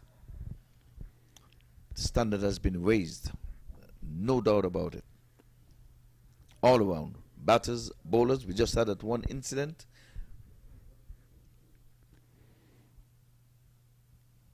Inside out, in the air. And the wicket goes as he tried to go inside out, came off the outer portion of the bat, and wicket number 5 goes. That's Cobbs. Has gone for 3. Yeah, he was trying to get that one over the fielder's head out at long off. Let's see that again. He thought he had all of it, but I think it came off the sort of toe end of the bat and straight to the fielder in the deep, who doesn't let that one slip through his fingers. So he has taken the last 2 catches. I think that was the fielder who took Narayan in the general area.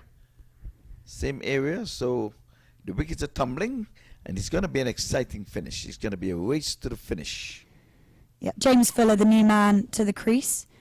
He was slightly expensive with his bowling in the first innings of this game, but I'm sure he will put that behind him, not be thinking about that, and be ready to finish us off for the Eagles now. Well, the equation.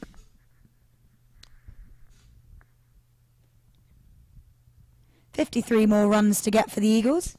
Yes, from some 34 deliveries. And it's been a good over so far for Pasha. 1 run and then the wicket.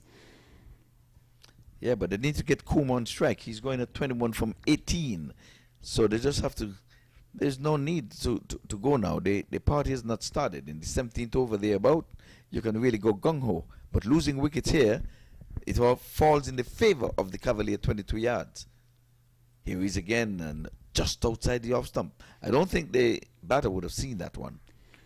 That kept really low. Yes. And as you say, Fuller is the new man at the crease. That was the first ball he has faced. And is trying to get his eye in, just got that one wrong. But I'm sure after that one, he'll be ready to go. He needs to pull the Eagles up and get them over the line. It will be important for Fuller and Kumar to stay at the crease as long as they can now. As you say, wickets make it tougher for the Eagles and more advantageous for the Cavaliers as Pasha comes bounding in. And it's going to be a dot ball, but Fuller got his bat on it this time. So hopefully he won't suck up too many balls for no runs. Well, 3 dots on the trot, so pressure is building. That what is required now from the 22 yards, the Cavaliers, and that's a good bit of feeling to his own bowling, moving to his left. And you can see Nitish Kumar at the non-striker's end, as cool as cucumber. So maybe he knows that when he gets on strike, he'll make up for these dots. I think that's what he's thinking. He's going at a good clip at 21 from 18. He's been there for quite a while. Yeah, it looks like Fuller has just taken the extra padding off his helmet there. Says he doesn't need it. It's just a distraction at the moment, and that is not what he needs. So here comes Pasha in again. Penultimate ball of his third over. And Fuller again gets bat and ball, and it will just be a single. Didn't quite get all bat and ball, but a run there was very important for the Eagles to keep their partnership growing and their total growing as well. Well, the partnership is just one. He took this one from the offside and took it into the onside, and they were off for a single. But I don't think Kuma is getting enough of the strike. He's just going to get this one delivery, and let's see if he can make good of it. The boundaries have dried up.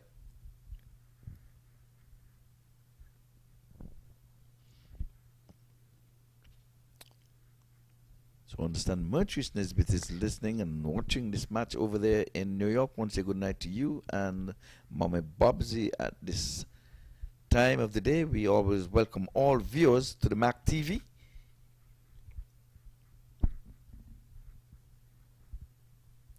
He comes in now outside the off stump, and he's banging this one into the offside, but can only get one for it because there's cover sweeper as over number 15 comes to an end. 51 to get from 30 deliveries. 150 comes up on the board, and with that we'll take a mini break. MAQ Group is a real estate investment company. Our goal at MAQ Group is to provide you with the expertise and service you need to do business in today's complex market. More information visit macgroup.com.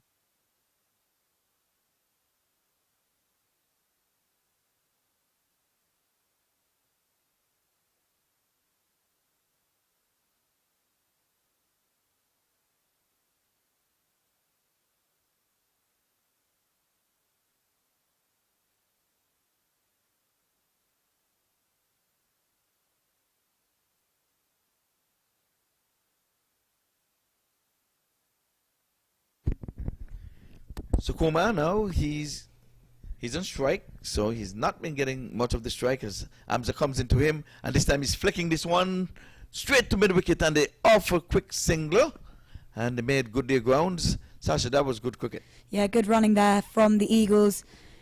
As we have mentioned a few times now, they need to keep scoring.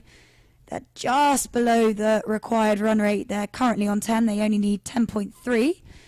I say only 10 and over is a good going, but they're currently doing it, so just keep doing what you're doing, Eagles, and you'll get there. Yes, so James Fuller has got to be thinking singles, not no big swing and a miss, and he'll do it for the Eagles, but he's going to try to go gung-ho again, trying to be the hero. He have met Kumar in, and Kumar has been going pretty much a runner ball, just over a runner ball, so James Fuller has decided that he's going to be aggressive. With 5 wickets down, you've got to be careful not to lose a wicket here. But that would fall in favor of the Cavaliers if they were to lose another quick wicket here right now.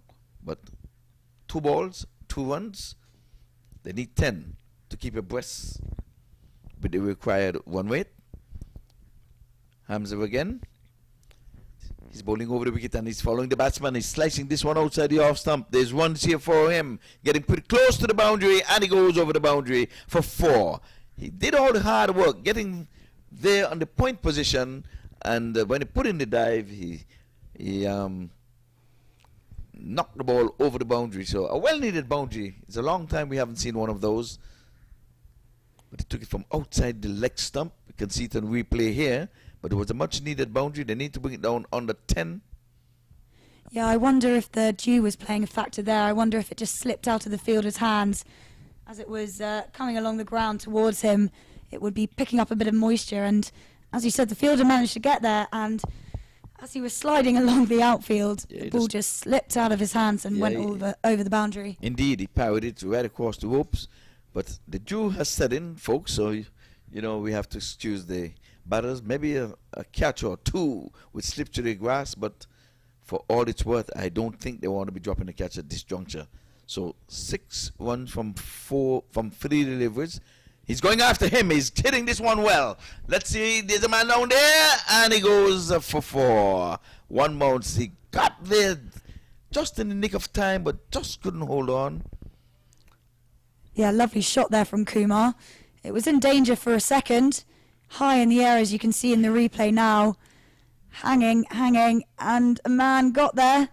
His hand just shy of catching it. It would have been an epic catch if he got that. Excellent catch. He really put in the dive. I don't think he would have touched him, but he really made an effort there to pull it in. But it's up into the 160 now. And again, 41 to get from 26 deliveries. I think there's a win here for any one of these two teams. And that's what makes it interesting.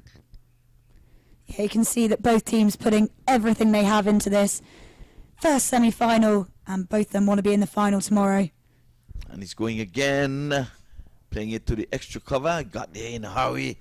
It got stung there, but he's not going to let this one go through. It would have been 4, written all over it once it would have gone past him. Yeah, already got 10 off the over, so they don't need to worry about that dot ball there. No, not at all, but they're going to need more than 10. At some stage, they're going to target the bowler for 15 to 20 runs to bring it down under 10. They don't want to leave it too late. It's under 9. It's 9 now. It's under 10 with 1 delivery to go. He's going after him again, but he's a dot. Good finish there by Azam. He has gone 2 for 16, so his average is 8 per over, so he's doing his job. And at the end of 16, it's 165. 13th US Open Cricket 2021 Fantasy Sports. Create your dream 11 and win exciting prizes. Log in www.usopenfantasy.com.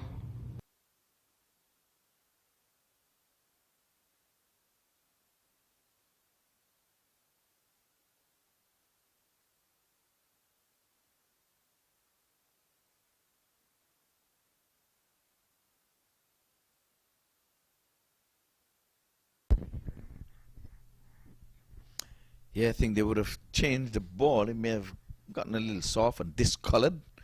So again, we are on the lights here, and we want to welcome all viewers to the MAQ There's always cricket on MAQ TV, but this is live, ball by ball, coming to you from the Broward Central Stadium. And this is the 13th edition of the US Open. Sasha, you've made your mark, you've made your debut. This is your first coming out of England. And let the folks know that you are a wonderful wicketkeeper in your day. Well, I'll take it, but I will say that you're probably wrong there. But it was very enjoyable, at least. But you were a wicketkeeper. I heard that you would have done remarkably well behind the sticks. Is someone trying to fool me? No, I'll claim that. I'll claim it. You'll claim it. Okay, good. Thanks. I'm off the hook. Folks, I'm not giving wrong information over there. A partnership of 12 between Kumar and Fuller, trying to get to 201 for victory and to get into the proceedings tomorrow. Tomorrow is the grand finale when the curtain comes down to crown the 13th finalists. At 1 year here, all of the teams would have won. Reason being, all the matches were washed out. Yeah, I saw that on the trophy, and I was going to ask someone what that was all about, but someone asked if All Teams was the name of one of the teams, and I had to say I doubt that would be the case. No, it was rain, and more rain. It rained. How disappointing. Yes. Well, we're not going to have a washout here, and Saeed Nadaf Shah comes into the attack again. He's gone for 16 off his first 2 overs. And they're running for 2 here. Not a chance there.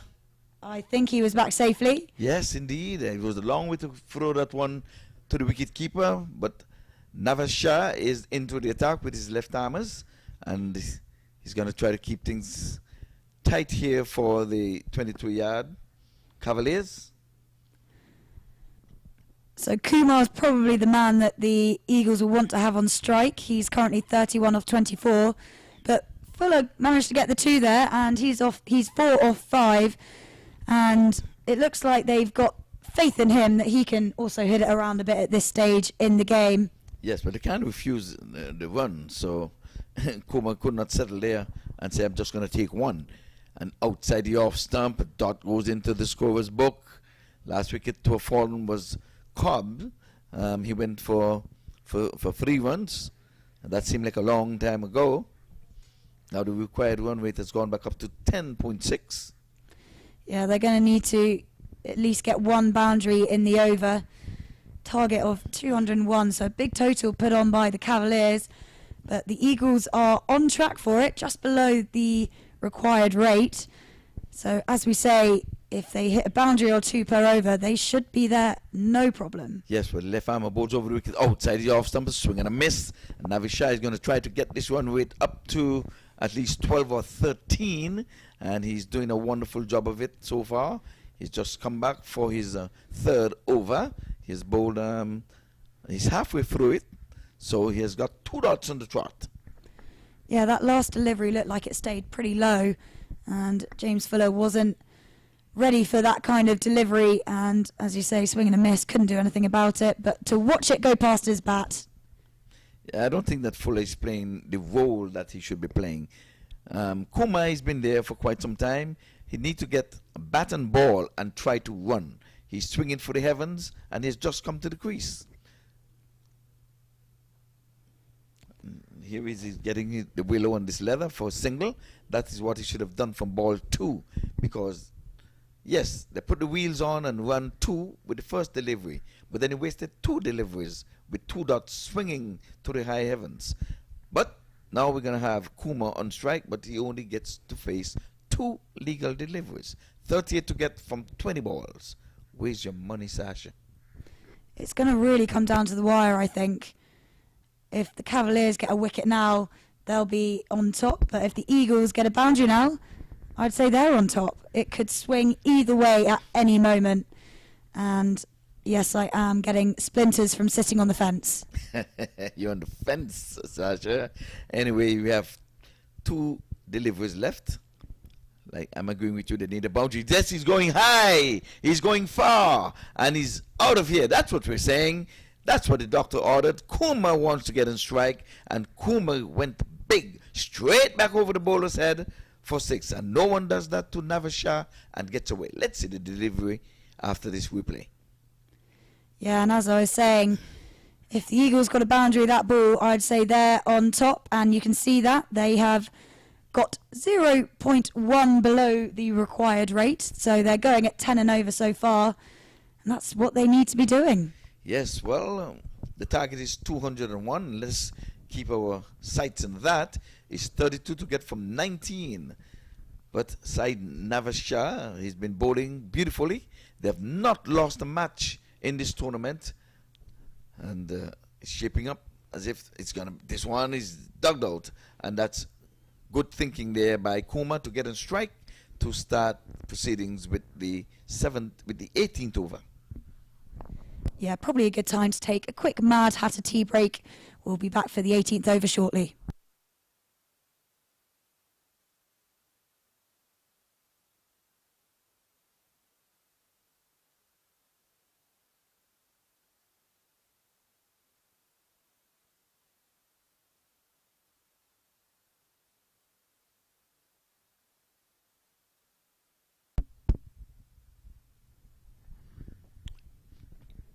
Okay, well, all heads have to be put together. The thinkers are out, the supporters are out, and a message comes out in a bottle.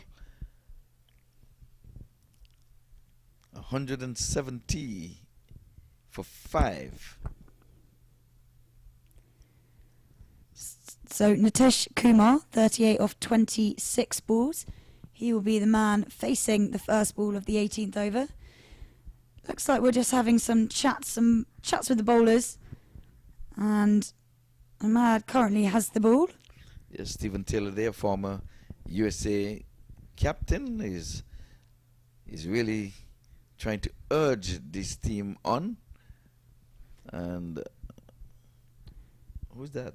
Is that Azam with the ball in hand? And he's It is. It doesn't look like he's going to be bowling, though. right. He says, I don't want to be bowling the 18th over. Looks like Pasha now has the ball in hand. Is it that bowlers are reluctant to bowl? Well, 170 for 5. Either way, this has the marking of a good finish. 31 from 18. Yeah, this over is going to be hugely important. If the Eagles can score big off it, they should cruise for the victory. But if Pasha gets another wicket, he's currently got 2 off his 3 overs, then everything changes. Well, they're gonna bowl him out. He's gonna bowl his 4th.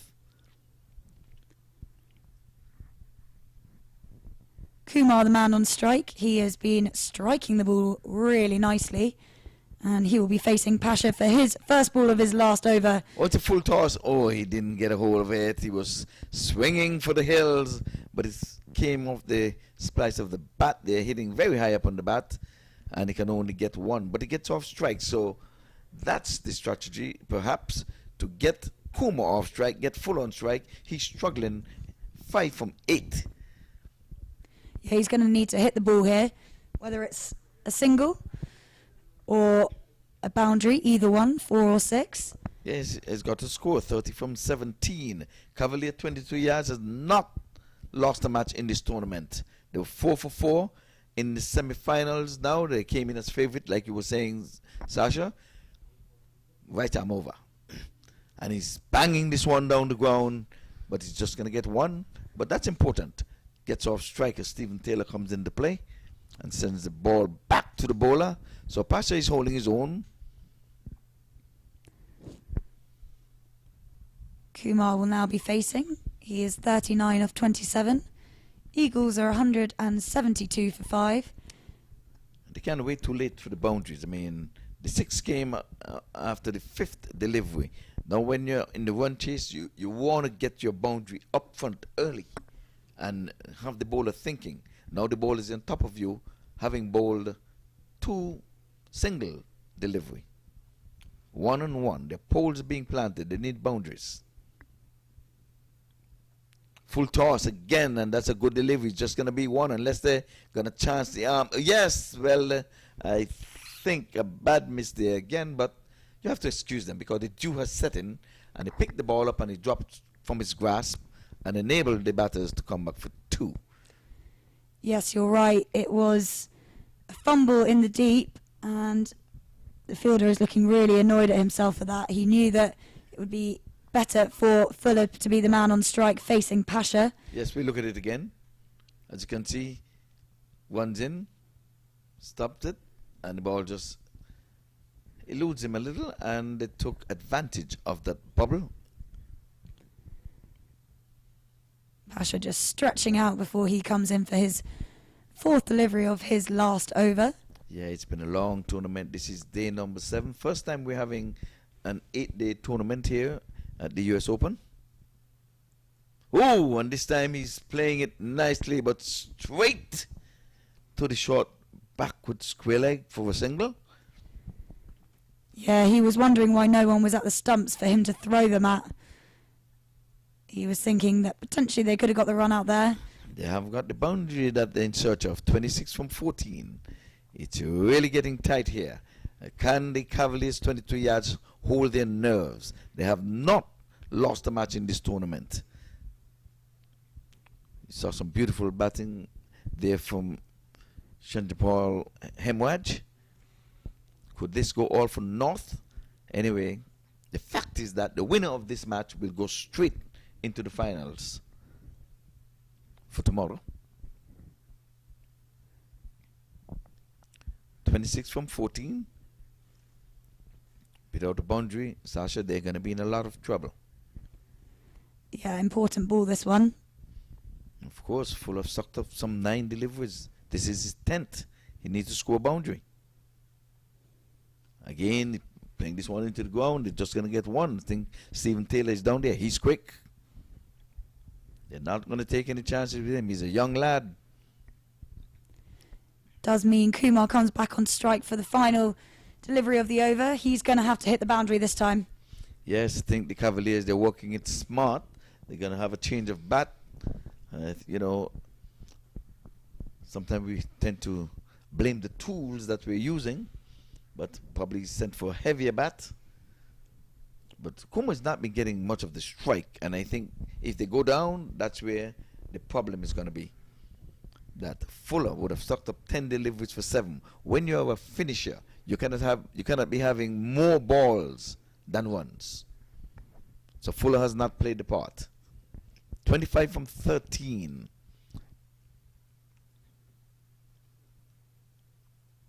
Cavaliers trying to hold their nerves here. Sent into bat earlier, they would have scored 200 on the board, and now they're trying to defend that 200.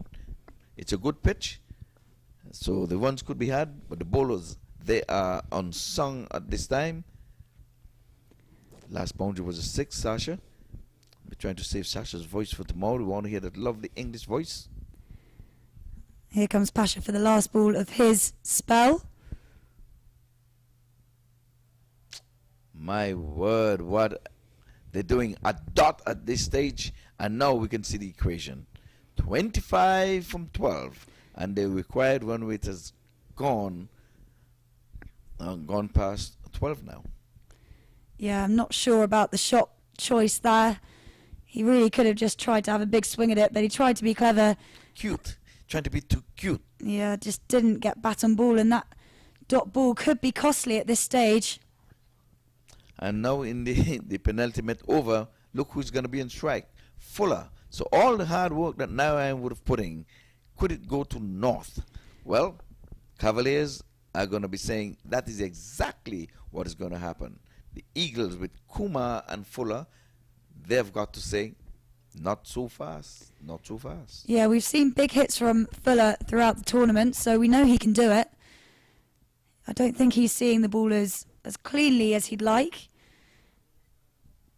But here we go. Saeed Nadaf Shah back into the attack for his last over of his 4. And he's gone for 26 so far. And this is a really important over. They need to score big here. Yeah, we saw a 6 off his last over, but it came after the 5th delivery. They've got to start early. Well, you know, we have to call it, we don't have any horse in the. This one is up in the air, and he takes the catch. And that same Fuller would have, he was there for quite some time, for 10 deliveries in the closing, dying moments of the match. I don't think he would have done enough. 7 from 10, he would be disappointed. Cavaliers would be happy. And again, the same catcher. He's not dropping anything. Yeah, here we go again. High in the air. And good take in the end. Driving forward. And Nadaf Shah gets his first wicket of his spell. Yes, he's disappointed. So they're going to keep Kumar on 42. He's the non-striker.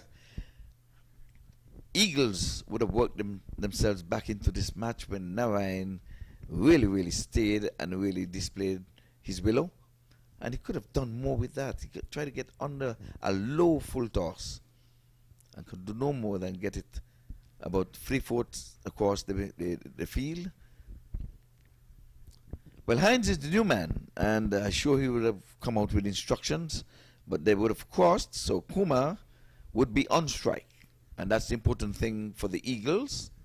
He's been there for some 30 deliveries. Again, Sasha, from the Cavaliers, 22 yards, hold their nerves. Yeah, 25 to win off 11 balls. This over is going the way of the Cavaliers so far. Well, I'll answer the bet. I'll take the bet. The pendulum has swung in the Cavaliers' favor. And that looks like it's going to race away to the boundary, and that is a much needed boundary. Nitish Kumar moves on to 46 runs, and the Eagles move to 180, so now 21 to win off 10 balls. Yeah, I think that was a mistake there, not having your third man. The third man was up in the circle. Now they put him back down on the boundary. You're bowling left arm over the wicket. But just like that, an edge. Your third man has got to be in play. If anything, you'll bring up the fine leg and put the fine leg in the 30-yard circle. You don't set a field for the for that bad ball down the leg side. You want to bowl offside. Now they would have changed it again, and they brought the third man back up. So they haven't learnt. Well, Kuma, one strike away from 50, he's on 46. In comes Shah. And he's hitting this one in the air. There's someone getting under it. Does he takes the catch? Yes, he does. That's a beautiful catch. He was shoe length. And my word, he ran at least 40 yards in. And he took that one, the wicket that they needed. Kuma goes 46 from 31. Game, set, match. I mean, that was one of the best catches we've seen in the tournament. He was running really fast and dived forward to take it. We've seen a few of those where the ball's bounced out of hands or it slipped through, and there was no danger of him dropping it there. He looked in control. So Shah with 2 wickets in this over, the 19th over, and I'm telling you, that was a great catch. He never gave up on it.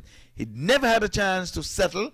He ran and ran and ran, and by the time he would have taken the catch, he was still running, diving on the ground. That's the only thing prevented him from continuing running, is that he was on the ground. That's a great catch. 180 for 6. 21 from 10. Here it is again, Sash. Outstretched hands. Great catch. Put in the dive right in front of him. That's what they call like baseball style. This time you have to take it with your bare hands. And for those who are listening, yes, cricket, lovely cricket is still on here. We are late into the night.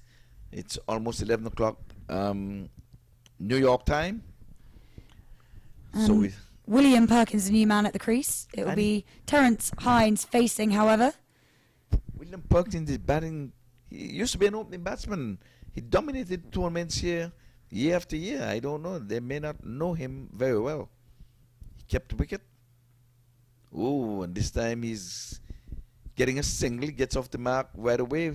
So 2 batters were not. So definitely 2 new batter at the crease. 2 batters. And they're going to need some 21 from 8 deliveries. I've said the pendulum has swung. The Cavaliers, 23 yards, have not lost a match in this tournament. I think they're saying this is not the time for us to lose a match in the semi-finals. And you would have said it right, Sash. They came into this game as the favorites. Yeah, 20 to win now off 8 balls. It's looking harder for the Eagles at the moment. But a big boundary here, again, will make a difference. So William Perkins, the new man in the crease and the new man to take strike. Okay, where is Cornwall? Cornwall batted for 43 runs in an over today. So 21 should be easy peasy, don't you think? I mean, never seen before. It was an incredible over, but he was definitely seeing the ball a lot better than William Perkins, who has not faced one as of yet. But here comes Nadav Shah. Good delivery, Yorker length. They won the first one as quickly as they can. They're not got a chance to. Good delivery, good bowling. Shah is holding the reins, 2 wickets in this over. And he has 1 delivery left to complete his spell of 4 overs. He's gone for 32. So if he stays this way, he'll just go for 8 and over. 19 runs to get. 7 balls left in the inning. Yeah, boundary is essential right now. And Terence Hines just taking his time, making sure his mind's in the right place, making sure he knows exactly where all the fielders are. And he can take all the time he wants. And the Eagles will want to make sure that he is in the right frame of mind. There he goes again. Not quite ready for the final ball of Nadav Shah's last over. Yes, cat and mouse game. He's making him wait. They need a boundary. They need a boundary to bring it down to 15. Oh, and they're not going to get it because Yorkelenk again. Good bowling there by Shah. And you can see the players are saying, well, if you want it, come and get it. 18 to get from 6 balls. I think it's going to be an uphill task because 2 fresh batters are in. Hines has not showed us that he can wheel the wheel on. Neither does Perkins in this innings. They've just gone for 1 and 2 respectively. Hines on 2, Perkins on 1. Maybe we'll get our last break before we come back. And it's the Mad Hatter coffee and tea break. And there's never a bad moment to have a cup of tea. Never. It's always good to have a cup of tea. In Test match cricket, there's tea time. In the morning, there is tea time. But we'll be back here tomorrow morning, again, on the rise for the grand finale. Stick and stay with us. MAQ TV is the place to be. Yeah, tomorrow morning we'll be seeing the US All-Stars taking on the Florida Scorpions. Both of them will be fighting for their place in the final. And I'm sure they'll be watching on to make sure that they know exactly who they're going to be playing if they make it through. Yes, and the winner of that game going to have to play back-to-back matches. That's the format. Oh, down the leg side, wayward delivery, and they were trying to go for a single, but I think he would have touched him on the way. So what did he do? You have got to get the willow on that, not your pads. He was always wayward down the leg side, and it touched him on the way. So a dot goes into the scorer's book. Yeah, that's the last thing that the Eagles would have wanted in the last over. A dot. Yeah, Terence Hines just shaking himself off. He's got to hit some boundaries right now. 3 sixes can do it. And no, he's not going to do it this way. Let's see. It's got to be 1 bounce, and they're going to take on the arm of the bowler. Sends a good throw back in. Doubles are not going to make it. They need boundaries. And it's a free hit. My word. Yes, he did overstep. Well, that changes things a bit because a free hit means they have a bit of a free rein with this one. The only way they can be out is being run out. Well, let's put it this way. Where the bowler cannot get credit for it because you have handled the ball. He can out that way. Obstruction, he can out that way. So as long as the bowler does not get credit, he can out. He just not run out.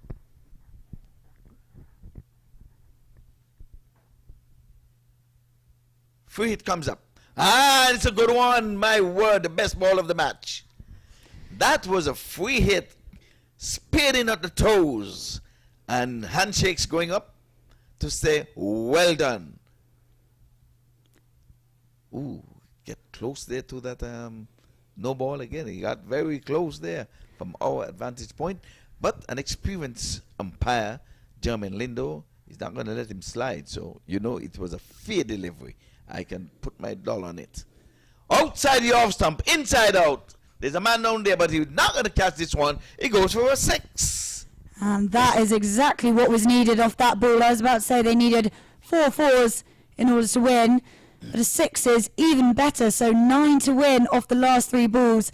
This is going to go down to the wire. Yes, it was wide of the mark outside the off stump, and he caught up with it inside out, and it went a long way over the rope. So it's no guessing on that. Yeah, the Eagles aren't going to let the Cavaliers win that easily. They are coming back with a big 6 there from Terence Hines. So, as we said, 9 to win off the last 3 balls. Well, it should favor the Eagles at this point. 9 to win. 3 deliveries left. What is it going to be? He runs in now. Bowls. And it's coming after him. And it's going to be a dot. Yeah, it's lovely bowling there from Hamad Azam. He knows exactly where the batsman doesn't want the ball. And he's bowling exactly there. Pressure. Oh my. Who will be able to hold their nerves? 192 for 7. It is winding down. 201 to get. 9 needed to win. 8 for the tie. Can we see a super over? Well, it's not out of the realms of possibility, is it? 2 fours now would make it a super over. Yes, indeed, and I think is on the cards. Try to get a boundary. 2 fours would get you a super over. A 6 and a 4, match done and dusted. Okay, he's pulling! And it's a 6! That has gone for 6, and oh my God, that was a cracking shot from Hines. Yes, indeed. There's a man down there, stationed down there, tried to haul it in, but it was badly lined. He was down the leg side, full toss, slow delivery, and he swiveled and just out of the reach of the man down there at the deep backward square leg. Well, here you have it, folks. They need a boundary because they're not going to run free. I do not think so at this time. Well, if they get 2 runs, as we said, it goes to a super over, yes. I believe. And that's the first thing they should be thinking, super over. They should be thinking 2. But I would be thinking a boundary here. You're not going to be able to run free at this time of the night. It has come down, folks, to 1 legal delivery and 3 runs. He's going to be mindful of not bowling a no ball. It's going to be a 7-ball over. In he comes. Over the wicket. Bowls, and he's driving. And here it is. They're trying for 2, and he's going to be run out. My word, what a finish. What a finish. The Cavaliers, 22 yards, have held the nerves, and they have won the match by 2 runs. By 1 run. No, by 2. No, they got 200. It was only 1 run.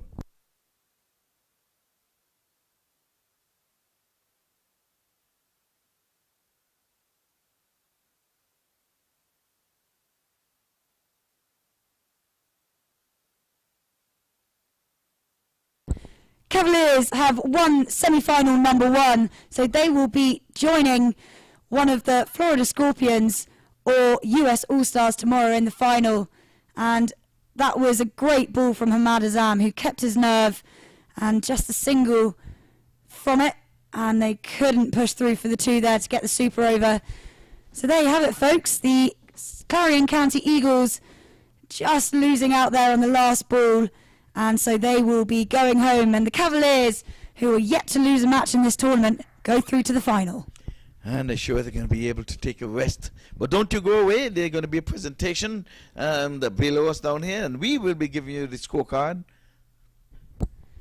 Johnson Charles, 15 runs. Main man, Sunil Narayan, he got 78 off his 35 deliveries. Aaron Lilly was run out. There was confusion between Narayan and Lilly. He was run out for 19. Jonathan Fu getting a duck. Nitish Kumar, he got 46, just short of his half century. Josh Cobb out for 3, Fuller out for 7, and Terence Hines was not out for 17. Williams Perkins not out for 1, and 13 extras. And the Eagles just fall short of the 201 they were aiming to get. And bowling figures, 2 wickets for Nadav Shah, he goes for 2 for 33. Mohammad Asif, he got 1 for 38 of his 3 overs. Ali Imran Pasha, 2 for 34 of his 4. Kareem Agor, 1 for 22 of his 3. And Stephen Taylor, Nadir and Ahmad Hassan, all bowling nicely, but no wickets for them. And as we said, 13 extras. And the Cavaliers 20 yards will be in the final tomorrow. Yes, they won by 1 run. And it came down to the wires. What a match. It was an excellent match. We saw some good batting here from Sunny Narayan, and up front we would have seen Chandapal Hemraj really wheeling the willow. Stephen Taylor went early for 2, and we would have seen a hat-trick was on the cards but was not to be when Xavier Marshall was bowled a neck and crop. But we're waiting for the presentation. That's going to be downstairs shortly. They're setting up for that. We will be handing you over to the folks downstairs. So, Shash, we're going to say good night, and make sure you get yourself a good night rest, good commentary as usual, get the throat, get a good rest. Folks, We're going to be leaving you from the com box here, and we're going to be turning you over to Master Control until the presentation. From us here, good night.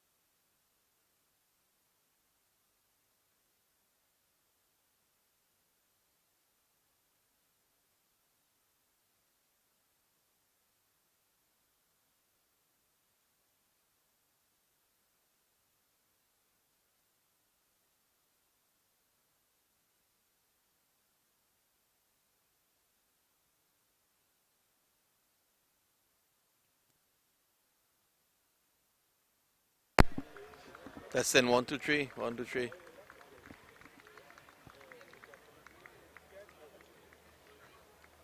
Good. Well, welcome to the post-match presentation for semi-finals number 1. And what a game we had. These guys here, Cavaliers, winning by just 1 run. They're into tomorrow's finals, and they will await the winner of the Florida Scorpions and US All-Stars. That takes place at 9:30 a.m. tomorrow morning. So, just to get back to this game, there was one man who made the difference, and that was Chandrapal Hemraj, all the way from Guyana. And he's here to collect his Man of the Match award from MAQ TV's Uba Salim.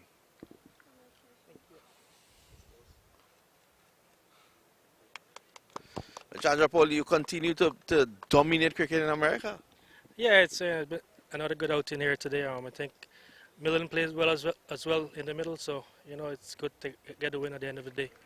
I was saying on commentary upstairs that you should be on that West Indies T20 team. What's the story with that? You know, there's certain things I don't have control of, but you know I just keep putting out the performance there. So whenever I get the opportunity, I'll sure make use of it. Any preference for the finals, US All-Stars or Scorpions? No, just another game of cricket tomorrow, and hopefully, you know, we can pull it off. Congratulations and all the best. Thank you. Well, you've heard it there from Chandrapal Hemraj, the man of the match in semi-final number 1. Remember, tomorrow morning, join us at 9:30 a.m. for the second semi-finals, the US All-Stars against the Florida Scorpions.